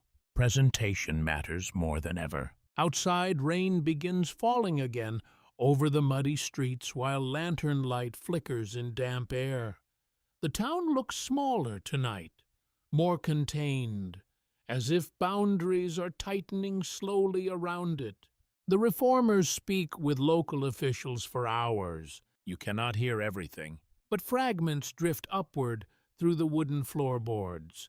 Licensing, regulation, relocation, respectability. Words that sound simple but carry enormous consequences. The madam listens later in silence after the visitors leave, not visibly upset, not surprised, just absorbing the implications. She has seen cycles like this before in other towns, periods of tolerance followed by pressure, visibility followed by restriction. The frontier does not eliminate industries overnight. It reshapes where they can exist and how openly. In your ears, the echo changes into quieter, more tense sounds now. The soft rustle of paper documents, the distant closing of a carriage door, rain tapping against glass as conversations fade into the background. One younger woman asks quietly whether they will be forced to move someday. No one answers immediately, because the answer is not simple. Even when change comes, it rarely arrives all at once. It arrives in steps, meetings, letters, new ordinances, shifting boundaries, drawn on maps and enforced gradually. The madam finally speaks her voice, calm but firm. They will adapt if needed, as they always have. Adaptation is not optional on the frontier. It is the only constant. Outside, thunder rolls softly across the darkened town, while reform delegates depart by carriage toward the railway station. Their silhouettes fade into rain and lantern glow, leaving behind a quieter street than before. Inside, candles continue burning steadily, but something in the atmosphere has tightened, not broken, just changed, and everyone in the room understands that the next phase of frontier life is already beginning to form somewhere just beyond the edge of what they can currently see. Fire does not ask permission on the frontier. It simply arrives. You wake to the sound of shouting somewhere deep in the town, carried through the cold night air, in fragments that do not immediately make sense. At first it could be drunkenness, or gambling disputes, or cattle drivers returning too loudly from the saloons. But then you smell it. Smoke. Thick, sharp, unmistakable. Inside the parlor house, the mood changes instantly. Not panic yet, but recognition. A kind of collective alertness that spreads faster than words. Someone opens a window and immediately pulls back as a stronger wave of heat and ash drifts upward from the street. Outside, the sky glows faintly orange. A fire has started. A mainstream historical fact often recorded in frontier histories is that wooden western towns were highly vulnerable to fire due to closely packed buildings, limited firefighting infrastructure, and the widespread use of lanterns, stoves, and open flames. Entire districts in places like Denver Deadwood and Tombstone experienced devastating fires that reshaped local economies and displaced populations overnight. The frontier burns quickly and rebuilds just as quickly. You step carefully down the staircase as the house begins its emergency response. Women move with practiced urgency rather than chaos. Curtains are gathered, important documents secured, jewelry collected, water buckets prepared. Guards begin assessing whether evacuation is necessary or whether the fire is contained to another district. The madam is already in control. Her voice is steady. Short instructions. Clear priorities. No wasted movement. In moments like this, her authority becomes more visible than during any glamorous evening, because survival requires structure more than elegance.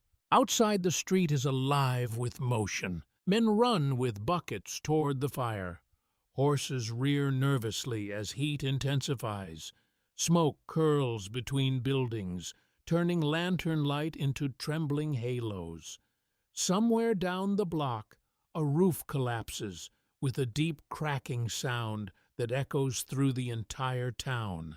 You follow the madam as she steps briefly onto the porch. The heat is immediate, like standing too close to an open furnace. Flames leap from a nearby structure, possibly a saloon or warehouse. It is difficult to tell through smoke. Sparks drift upward into the night sky like burning snow. The wind carries embers dangerously across wooden rooftops. People shout instructions that conflict with each other. Water here. Break that wall. Move the wagons. Historians still argue whether frontier fires were more destructive because of lack of technology or because towns expanded too rapidly without sufficient planning. In many cases, both factors contributed. Fire brigades existed, but equipment was often limited. Bucket chains replaced engines. Wells replaced hydrants. Effort replaced infrastructure. And effort is not always enough. A quirky tidbit survives from several western towns where madams reportedly played unexpected roles during fire emergencies. Some organized bucket brigades. Others opened their buildings temporarily to displaced residents. A few even stored valuables or documents for local businessmen while entire districts burned nearby. In crisis, social boundaries often blur. The madam watches the fire carefully, her expression unreadable in the shifting light. She is not frozen, she is assessing distance, direction, wind behavior, whether her own building is at risk or merely witness destruction nearby. One woman beside you whispers that the fire started in a gambling hall where lantern oil was spilled during an argument. No one can confirm it yet, but rumors always form faster than official reports. The sound of collapsing timber rolls through the night again, deeper this time. Heat intensifies briefly before shifting as wind changes direction. For a moment, embers drift closer toward your street, then veer away. Luck matters in frontier disasters, more than people like to admit. You notice how quickly the madam makes a decision, not to flee, not yet, but to prepare as if the situation might worsen. Boxes are moved toward the rear exit, documents secured in waterproof containers. A carriage is readied quietly at the side alley. Control means readiness, not certainty. In your ears, the echo becomes chaotic but rhythmic. Crackling fire, shouting voices, buckets slamming into water barrels, horses stamping nervously, the distant crash of another structure giving way to flames. Yet inside the parlor house, order remains surprisingly intact. Even as the outside world burns, one older woman pauses briefly at the doorway, watching the firelight reflect across wet cobblestones. Her face is illuminated in orange and gold, almost beautiful in a strange way. Then she turns away and returns inside without speaking. The frontier teaches detachment slowly, not because people stop caring, but because they learn how quickly everything can change. Outside, the fire begins to slow its spread as wind shifts and bucket lines intensify. The worst may be passing, or it may not. Nobody is certain yet, but the town will survive. It always does, just not in the same shape it was before, and as dawn approaches faintly on the horizon, you realize that even destruction on the frontier is part of its constant cycle of becoming something new again. Morning after a frontier fire has a strange kind of silence. Not peaceful, not restful, more like exhaustion pressed into the shape of sound. You walk slowly through the town as smoke still lingers low over the streets, clinging to wet wood and ash-coated foundations. The air tastes bitter metallic, as if the night itself has burned and dissolved into the sky. Wagons creak cautiously through muddy lanes where yesterday whole buildings once stood. Now there are only outlines, charred beams, collapsed roofs, stone chimneys standing alone like broken teeth. A mainstream historical fact often noted by historians is that many American frontier towns experienced repeated cycles of destruction and rebuilding due to fire economic volatility and rapid population change. Entire districts could disappear in a single night, only to be reconstructed within months using improved materials like brick or stone when possible. Destruction becomes routine. Rebuilding becomes identity. Inside the parlor house, however, the structure still stands. Barely. One wing suffered smoke damage. Curtains are blackened at the edges. The smell of ash has seeped into fabrics and wood. But the building itself remains intact, protected partly by location, partly by luck, and partly by the organized response of those inside it during the night. The madam moves through the rooms slowly this morning, inspecting, counting losses, not emotional in the way outsiders might expect, but focused, practical, already thinking in terms of repair rather than grief. You begin to understand something important about her world. Survival is not dramatic. It is administrative. A woman near the kitchen scrubs soot from a mirror frame, while another opens windows to push out lingering smoke. Someone else sorts through damp linens salvaged from upper rooms. Life continues even in damaged form, adjusting itself around what remains usable.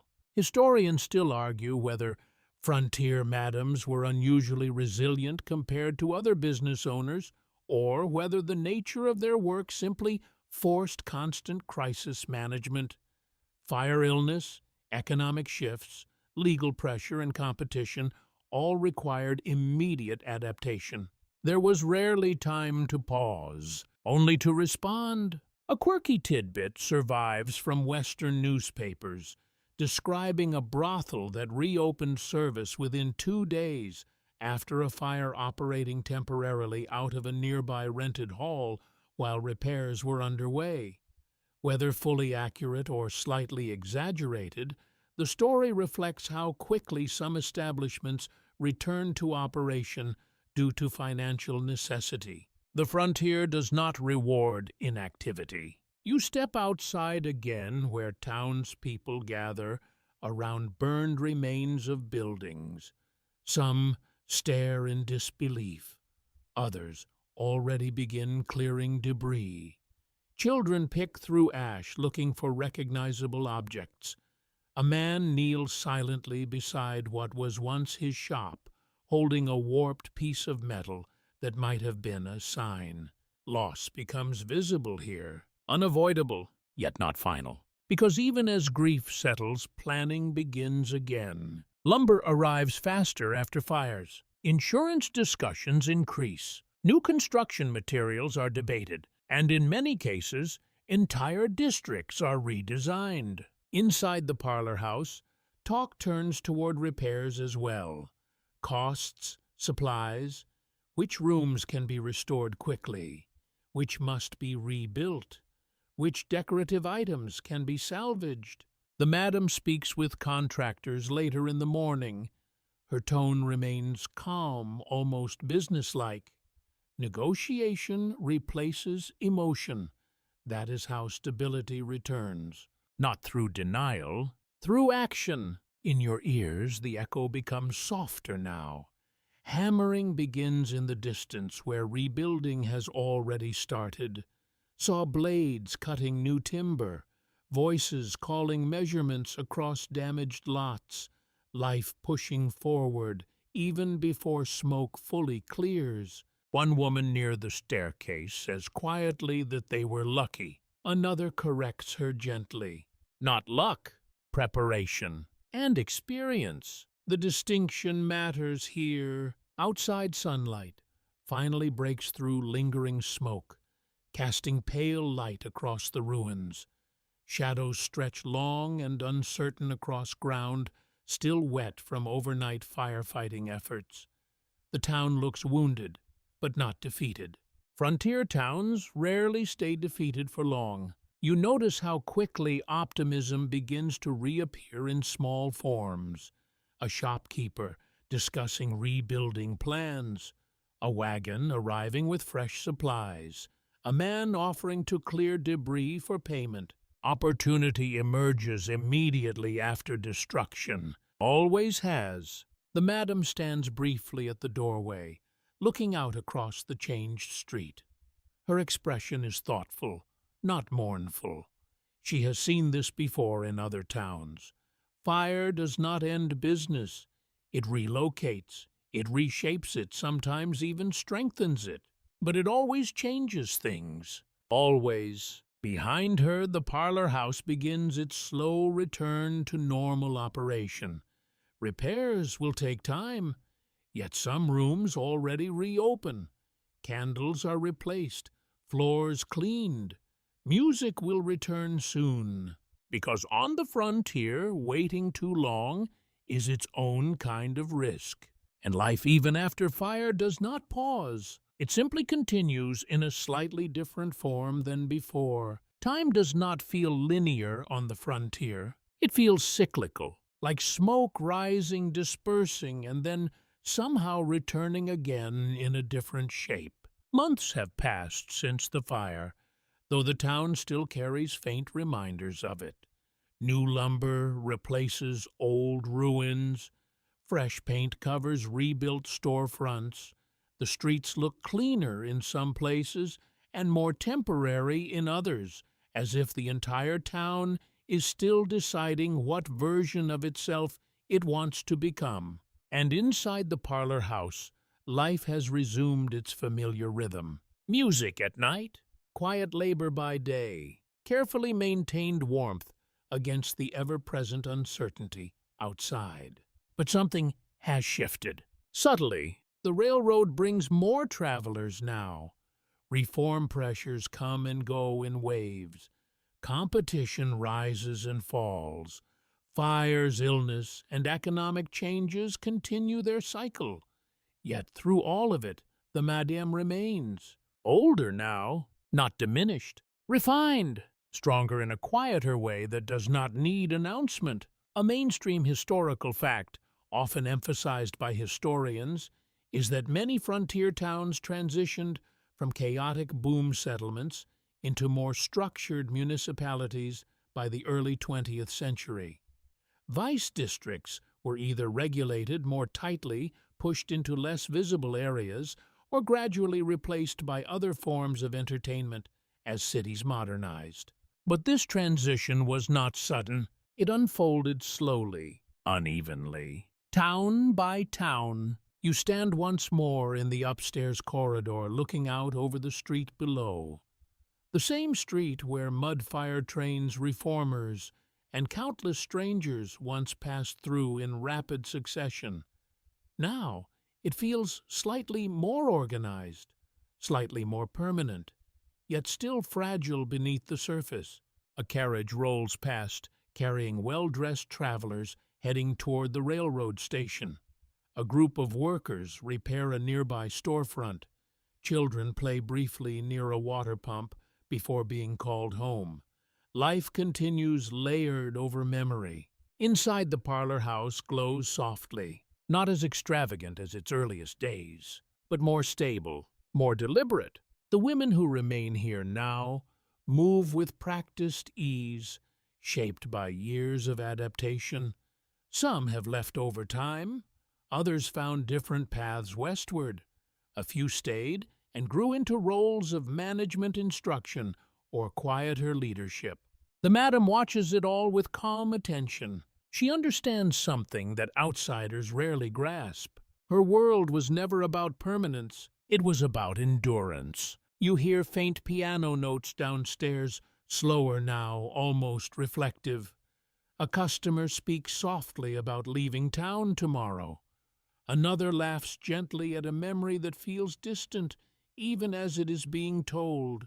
In your ears, the echo softens into the sounds of closure and continuation at the same time. Wood settling in old buildings, wind brushing across rebuilt streets, the distant whistle of a train that always suggests departure. Historians still argue whether women like her should be remembered primarily as entrepreneurs, survivors, moral contradictions, or symbols of a harsher economic reality.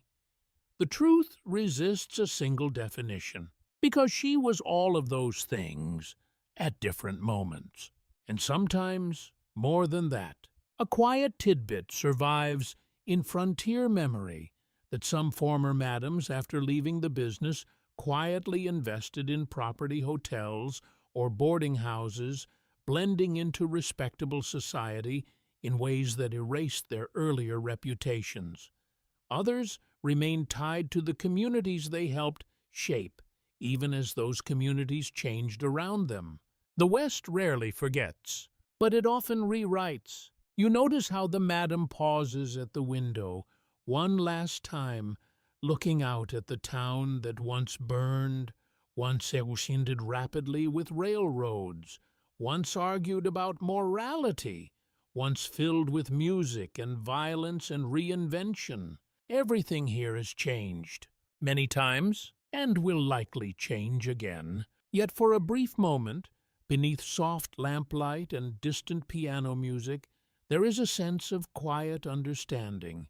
Not triumph, not tragedy, just continuity. The frontier was never a fixed place. It was always a movement, and within that movement, women like her carved out spaces of influence, survival, contradiction, and unexpected power. Outside, night settles gently over the town once more. The same lamps glow, the same streets stretch into distance, the same railroad waits beyond the horizon, and inside the warm parlor house, life continues softly, as it always has, balanced between memory and change, between what the frontier was and what it is becoming. Slowly now, everything fades into quiet. Not an ending, just another night beginning. Good night.